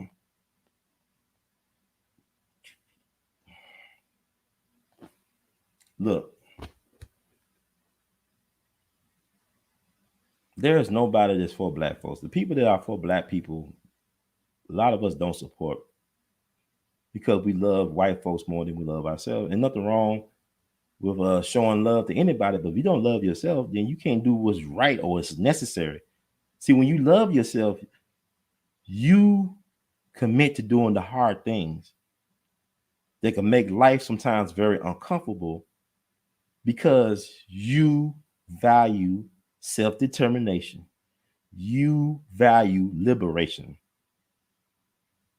A lot of us don't want to be responsible. There's a lot of responsibility to be really free because there's no security in freedom. That means you got to make some hard choices to really want to be what you desire to be. And a lot of us don't desire to be any more than just slaves to convenience, slaves to uncomfortable comfort, slaves to others. We don't want anything for ourselves. It's like with I remember when Joe Biden won, he got help from Jim Clyburn from South Carolina. It was the primaries, the black folks came out there in South Carolina that really saved Joe Biden's assets. And and they asked, a news reporter asked Jim Clyburn, what what did he want from Biden? He said, I don't want nothing. I don't want nothing. I just happy. That's what he should have sounded like. I'm just a happy. I don't want nothing. He just, I don't want nothing from Joe. What type of fool talks like that? They're probably a political leader. You supposed to have leverage when you come through for that guy like that. He owes you something. But the thing about it is, these folks talking about making the national black anthem the national anthem.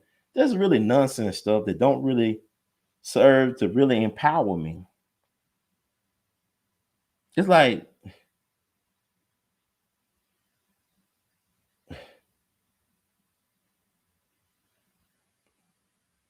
somebody said, "Don't pay me reparations, give me back what's mine." Something like that. Don't pay. I mean, our people, man, it's kind of strange that folks still got. It's problematic for folks to speak on Malcolm, even today. Like folks got to clarify. You know, he said by any means necessary. We up here saying by any means necessary. Then we say, well, we don't really mean that. Well, don't say it. It's like he said, if you ain't ready for freedom, take the word out your vocabulary. Don't talk about stuff you ain't ready to take responsibility for. It's not popular being honest in a society built on lies. It's not. To be a truth seeker and a truth teller, you pay a price.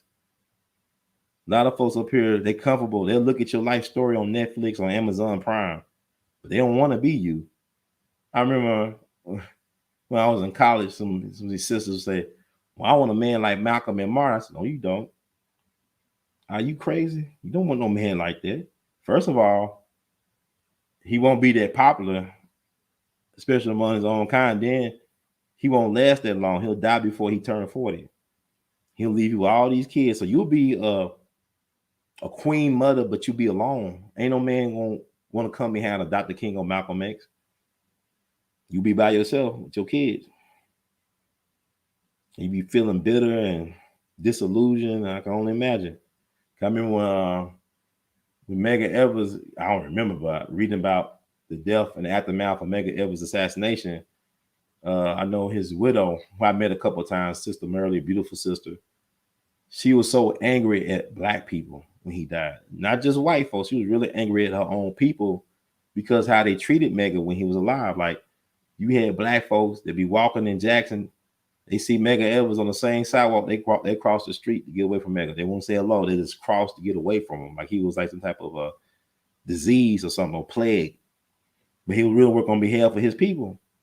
And but he basically told her, don't worry about what people do. You can't control that. You know, why should you lose your peace of mind and sleep over people where they think about you? And if and even if they hurt you, they don't really care. So why should you care about them, how they think about you, how they perceive you? Let's do what you're supposed to be doing. And you know, like I said, there's people still trying to justify why Malcolm had to get killed. Malcolm didn't have to get killed. It's like Dolph didn't have to get killed. You know, young Dolph didn't have to get killed. You know, I think about that Kanye was a genius documentary. And I remember, man, it was powerful, man. Kanye was just like, he had a beef with his Jegna, one of his mentors. Y'all call him mentors, I call him Jegna. Mentors mean some other shit, but I'm gonna call him Jegna. A guy that his mama connected him with called Doug Infinite. Infinite is Doug Infinite, something like that. But one of the guys who helped him, no ID, and this guy named Doug Infinite taught Kanye how to create beats. You know, I think his mom connected him with Doug Infinite, and I think Doug Infinite connected him to No ID. And it was interesting because Kanye came back home for a conference. He was like a headliner in the conference, right? And you know, it's like you see Doug Infinite and him getting along like they old, like, you know, like catching up. Like Doug was happy for him, and they having a beer. They you know, then the next thing Kanye knows, several hours later, you know, Doug got a diss song. He on the radio got a diss song on Kanye, clowning Kanye. And Kanye could not believe this. Man, I never would expect that he would do that to me. Like, we was chilling just a couple hours before. So Kanye confronted Doug Infinite. Doug Infinite. I think his name Doug. If I'm wrong, I'm wrong. I know y'all be the guy. Y'all, if y'all seen the Genius documentary, part 1, you know what I'm talking about. But they had it out, he confronted him in his car outside, I think the radio station or something. And Kanye told him how he felt, and the dude said, "Man, Kanye, man, you got like you did this by yourself or whatever. You didn't even mention me in the double XL article." And Kanye said, "I did mention you, but they didn't include you. I told you that I mentioned your name as one of my people to help me, but they just made an editorial decision and cut you out." So they were like, he didn't get his recognition. But instead of them fighting each other, or trying to kill each other, or shoot each other, they talked as brothers, man. Doug took him around the van, were out of earshot of the cameraman, Cootie. But they talked. But the other guy that was Kanye said, "Man, I don't do all that, man. I'll bum rush him." You know what I'm saying? Like, you disrespect me, ain't no talking. It's on. But Kanye in his own way de-escalated all that. Because he knew, I felt Kanye had empathy for the guy. Even though the guy dogged him out on radio, he had compassion and empathy for how hurt this guy was. Because, the guy felt like he was getting he's a human being. And we all got egos. But I think Kanye, he was different because they could have went another way. Because you got cats out here getting killed over lyrics and all this stuff. Dudes never met each other, and you got animosity. You look at, I wish more hip hop and rappers would look at what Kanye did with Doug Infinite and squash their beef that way. And when don't need no slow singing and flower bringing, man. We got to stop that. But the thing about hip hop, it's always been compromised. The culture always been compromised. I always, rappers would have been the revolutionaries 50, 60 years ago. They would have been revolutionaries. Stokely Carmichael, can you imagine Stokely Carmichael and H. Rap Brown and Fred Hampton being rappers? Young Dolph, King Von, they could have been. Young Dolph looks like Stokely Carmichael. They joke about that, but he had the gift of communication. And it's all about design, man. Because I people say, are you comparing Young Dolph to Malcolm? Malcolm used to be Detroit Red. Dolph had a past, but he also had a promising future. Would he be part of the solution rather than the problem? They took him out of here over organized hate. They took Malcolm out of here on organized hate. Dolph had potential. I remember I didn't meet Dolph personally, but I was in the same room when Farrakhan came to promote the Justice or Else movement he was doing back in 2015. I think it's like August of 2015. This is the MLK Labor Center on Beale Street. And I didn't know who Dolph looked like. I was familiar with his music, but I was familiar with how he looked. But he was in the room. They let him meet with Farrakhan. He took a picture with Farrakhan. And I saw, A.L.L, MJG. I saw Player Fly, some of my music heroes, and took pictures with them. I didn't get a chance to connect with Dolph. I probably passed them or whatever. I don't know. But listen to his lyrics. Dolph, to me, was kind of exceptional. He didn't really talk about killing people. I know this sounds strange. You look at the stuff he did talk about women, sex and drugs. But if you listen to his music, he didn't really talk about, I'm going to kill this MF, I'm going to do this and that. He didn't move like that. Which is interesting. Think about the type of rap, you think about your words create worlds and stuff. Your words create worlds. He wasn't moving like that. I think a lot of them cats thought he was soft because he would retaliate against folks who was doing him harm. Because people said, well, Memphis killed him. No, organized hate killed him. Wherever he went, he attracted haters, and they wanted to silence him by any means necessary. And somebody said they wish Dolph would have told the authorities, but authorities, really, organized crime is law enforcement. Telling who, man? I show you with Malcolm X, they killed Malcolm X. The NYPD got that on their hands, man. If y'all can't see that, y'all the same type of hate or disdain y'all show for the nation and being involved in Malcolm's demise, look at the United States government. Look at the NYPD. The judge exonerated or cleared the names of Butler, Muhammad Aziz, and Khalil Islam. That was a way to cover up state dirt.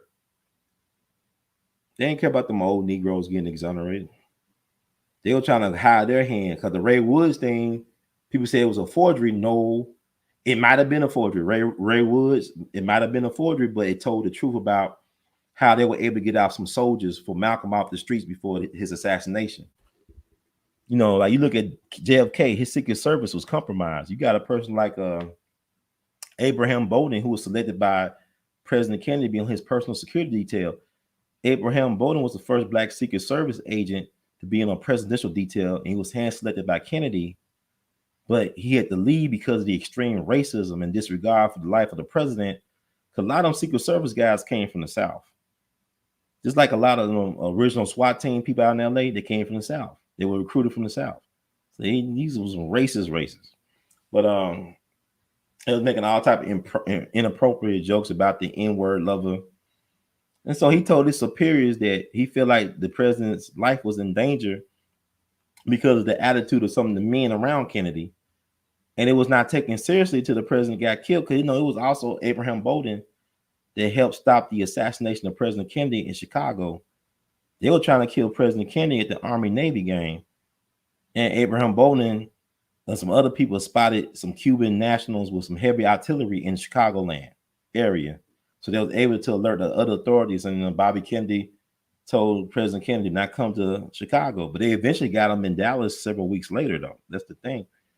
But Abraham Bowden was supposed to testify before the Congress of the Warren Commission, I believe.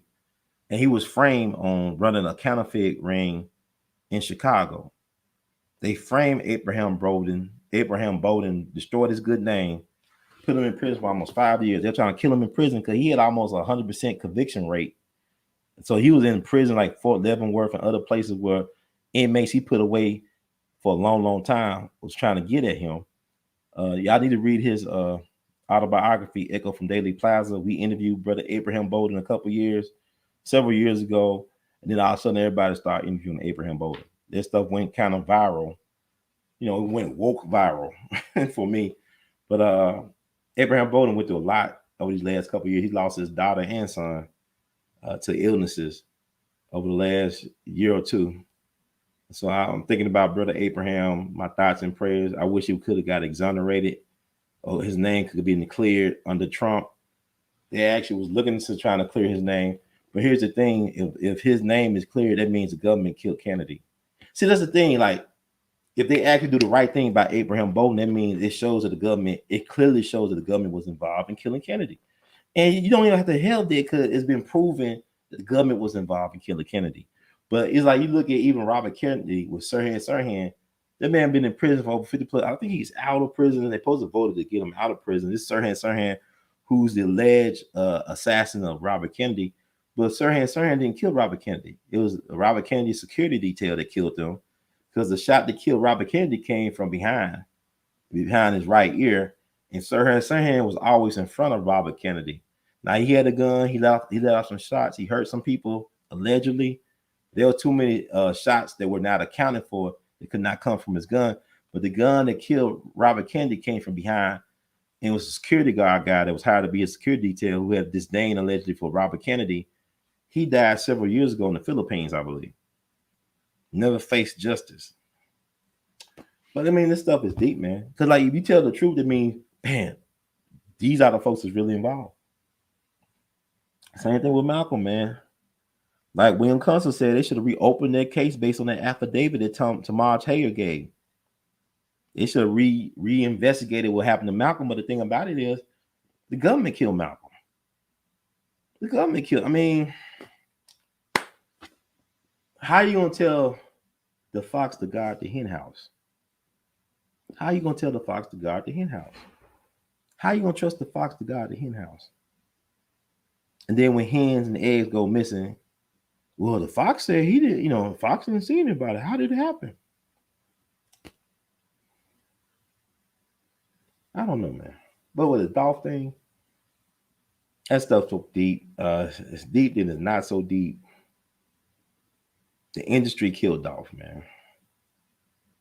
He was a sacrifice. You look at his last album, Paper Route, Illuminati. I love that album. But they made him an offer he shouldn't have refused. and it is what it is. But what we don't understand, we all making offers that we should refuse, and we make them we pay a heavy interest on things that we shouldn't even be making decisions on. But I got maybe I'll give y'all 10 more minutes. I don't know. But the Ahmaud Arbery thing, it was a majority white jury that found these guys guilty, his three killers. But the thing about it is, it just rubbed me. I'm glad that you look at, okay, the Kim Potter girl, the lady who killed their brother up in Minnesota, she only got 2 years. And I just believe that she knew that she was pulling that gun out instead of that taser. She's been a police officer too long for her to make that type of mistake. And I can remember looking at her mugshot, how she's smirking or smiling in the mugshot. Philando Castile. So many people, man. Go on and on, but until we start taking ourselves seriously about these things, like, people should be afraid to disrespect black folks how they are to disrespect Jews and gays, and now Asians. So we're a running joke. We do not take our own selves serious enough to hold ourselves up to that standard that Malcolm X, that Ida B. Wells, that Marcus got, so many other people that came before want us to do. So when you don't do that, nobody respect you. And really, respect starts with self-respect. So I'm not going to play this game with people about, we don't know who did this and that. You know, I wish somebody would ask Minister Farrakhan. Maybe I would, you know, and not to be funny, but I'm saying that there's no public record of him saying where he was at, as far as I know, when Malcolm got killed. Not saying that he actually helped kill, but he admitted that I helped contribute to the environment that led to his demise, because he wrote that article with the cartoon with the bouncing Malcolm head with the horns. Now, Nation of Islam had some killers in it. You know, you think about the Black Mafia up in Philadelphia. The Black Mafia could have killed Teddy Pendergrass's manager at the time. This beautiful black woman that lived in Germantown, you know, I guess a suburb of Philadelphia, got killed in front of her home. Then there was an editor for Ebony Jet. Let me see. Did I talk enough about Young Dolph? I don't know, but like, this is weird. Like, they got these two persons of interest. Now they got Cornelius Smith and Justin Johnson, aka Straight Drop. They in prison. Straight Drop can't afford no lawyer, so they gave him a court-appointed lawyer. But the other guy got a lawyer. But they got two persons of interest they looking at. They're not suspects, but they offering $2,000 a piece as rewards for them being found. So they playing games. This stuff is weird. First of all, it was a fool's errand to go kill Young Dolph like that. That should not. It was a fool's errand. That's a suicide run. That's a crash test dummy run. It's been proven, because you got these two guys. They might be patsies though. Can I tell you, some of these guys look so much alike. Some of the young black dudes, skinny jeans, is where they move. They look so much alike now. But the thing about it is, the value of life has become so cheap. And therein lies the problem, but that's all conditioning and programming. It's not just a black thing, it's a humanity thing, but they have desensitized us so much.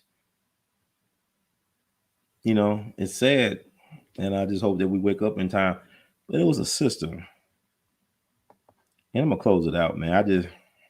I'm sorry if I didn't talk about all the things that y'all think I should have talked about. I don't know, man.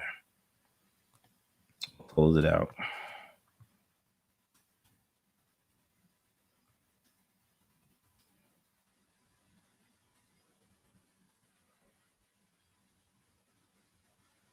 Let's see.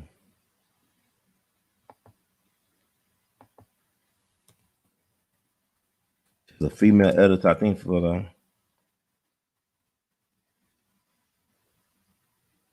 I can't find her. It says she might have been killed by the Black Mafia of Philadelphia. But she's supposed to be making her way back home to Chicago. Her name. Let's see.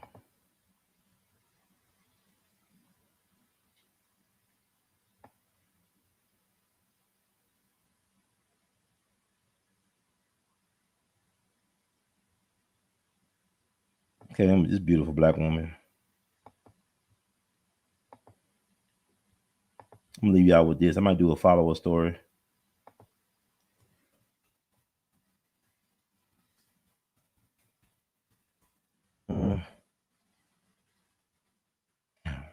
Let's see.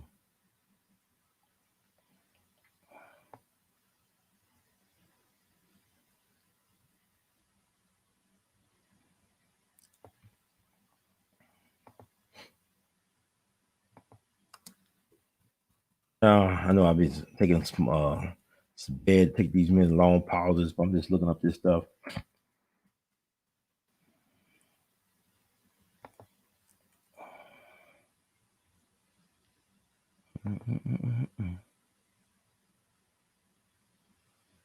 Kind of found a decent picture of her. Okay, this work.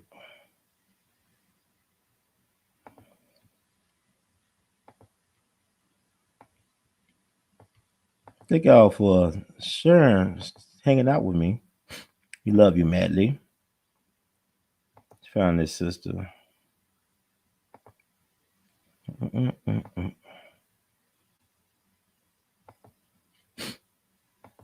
Are y'all familiar with this sister right here, Michelle Bergen? Sad story. Died too young. I think she's like 26. I want to talk about her. Got Lipstick Alley. Holler any other information outside of some of these blogs on Michelle Bergen.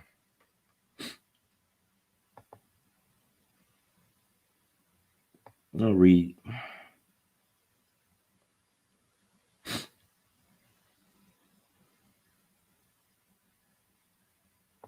Michelle Bergen, Sunrise 1954, Sunset 1980, was a 26-year-old assistant magazine editor who had an appointment with Ernest Edwards in Philadelphia, Pennsylvania.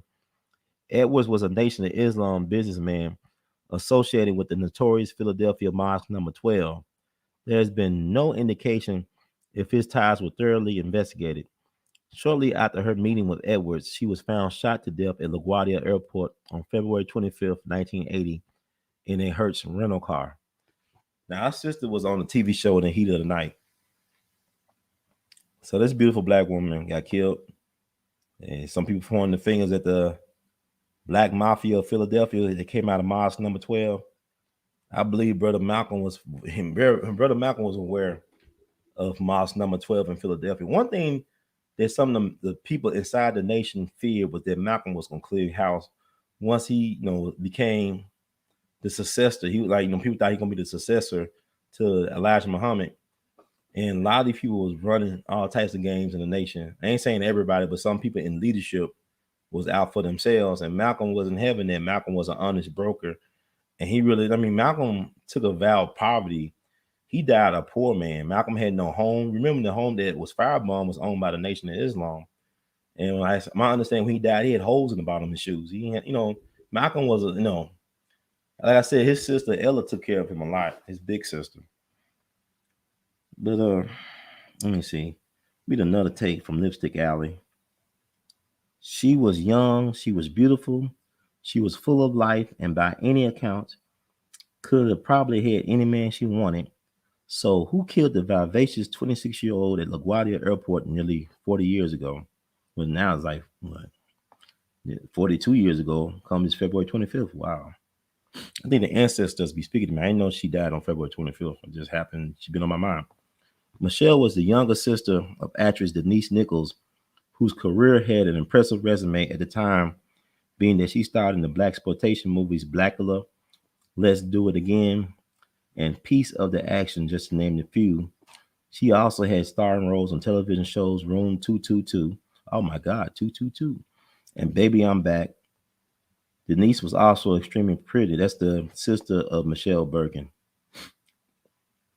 According to reports, Michelle was very edgy and nervous the few weeks leading up to her death. Supposedly, she wasn't only an editor for Ebony magazine, she was also a drug courier. She had connections to the Philly Black Mafia. If you know anything about them, they were gruesome. They didn't play. The story goes that her boyfriend had no knowledge of this. The grapevine also says that somehow Michelle messed up a package. They thought she wore a wire. She knew they were upset at her. The mere fact that they were upset scared Michelle shitless because they were not to be elf with.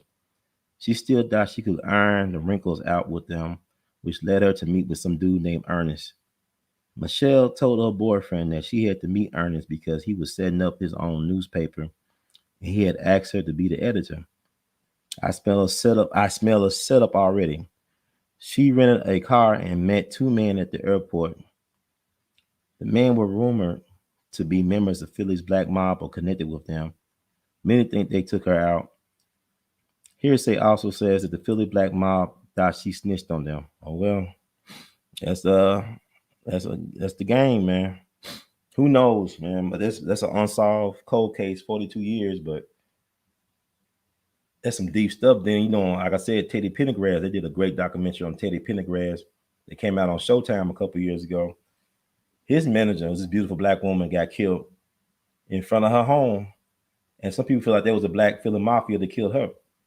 And Teddy Pendergrass was a targeted individual too. They talked about how the police had a problem with Teddy Pendergrass in Philadelphia, even though he was an international superstar. They it's just like his breaks. I mean, it's just so much stuff to unpack, folks. So with that said, I think that's enough for tonight. But I just tell y'all Michelle Bergen should be looked at and some other people. But there's Bela Lugosi. That's the guy who played Dracula, the iconic version of Dracula, Bela Lugosi. I think that's his name. But anyway, thank y'all for tuning in and tuning out with me to get in tune with yourselves. And I thoroughly enjoyed this podcast, as I always do. And I hope something makes sense and sticks to you all. I don't know, man. I just, like I said, I didn't know if I want to do something tonight, but I went ahead and did it because it was 2 when we started. So it's doing 2-2. It's doing 22. So manifest what you want out of this thing called life and make it yours. This is your movie. You choose the genre. You are the lead. You are the director. You are the screenwriter of your story. So tell it like a TI is. Like the words from Brother Herb, please spread the word. Subscribe to We All Be TV on YouTube. That's We All Be TV on YouTube. Also, you can support the movement. Cash App it. $ R2C2H2. That's $ R2C2H2. You can PayPal, Google Pay, and Zelle your support. Email R2C2H2 at gmail.com. That's email R2C2H2 at gmail.com. You can Vimo your support at R2C2H2. You can buy Art of His Art. I don't put all my artwork out there because I got a lot of artwork out there. See that behind me? Got a lot of artwork. I don't know, like I said, I already know I'm gonna be one of them people that somebody gonna write a dissertation on 100 years from now. Probably gonna be my dream woman, and I ain't gonna be able to meet her. It is what it is. But also, you can wear Art of His Art. Go down below the description box if you're on YouTube to our official Teespring store, R2C2H2's place. So thank you all, man. I really enjoyed this. This is funny. Like I said, I'm back in the gym. My left foot is officially healed, man. It feels so good to be able to run again. Like I said, I run like 5 miles or 6 miles or 3 miles will make a difference. I'm a running fool. I like to dance too. People don't understand. I'm a big guy, but I move. I don't see walk. I run walk. I walk. I got my educated feet and stuff. But anyway, let me read a disclaimer. And I'm going to try to do several Black History shows before the end of this month. Man, I got a lot of Black history that I want to share with y'all. Doing a lot of research, and this is amazing stuff out here. And I just want my people to get to them. And I think, like I said, them letters of encouragement, text messages, letters of encouragement that I get from the people, I really appreciate that. I read them all. Don't always respond to everything, but I thank you all, man. It means a lot. You don't know how much it means. Um, Disclaimer: the views expressed by hosts and guests on the We All Be TV platform are not the official views, opinions, beliefs, or perspectives of We All Be News or the We All Be Group Inc. We All Be News is an organization that thoroughly believes in supplementing the information narrative that's usually supplied by the corporate news entity with those viewpoints and expressions which may be marginalized or ignored for a plethora of reasons. We are about informing the general public on alternative perspectives as it relates to news and information and letting the general public be the ultimate judge in deciding on how to use said information. Informed citizens are responsible citizens. Thank you for your support. Thank you all. I want to thank the moderators. If you let me see if I get out of here. See some of the comments.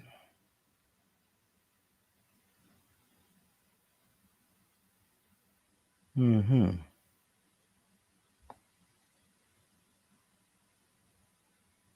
Mm.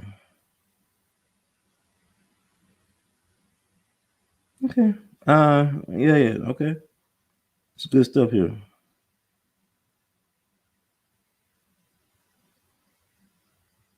Mm-hmm.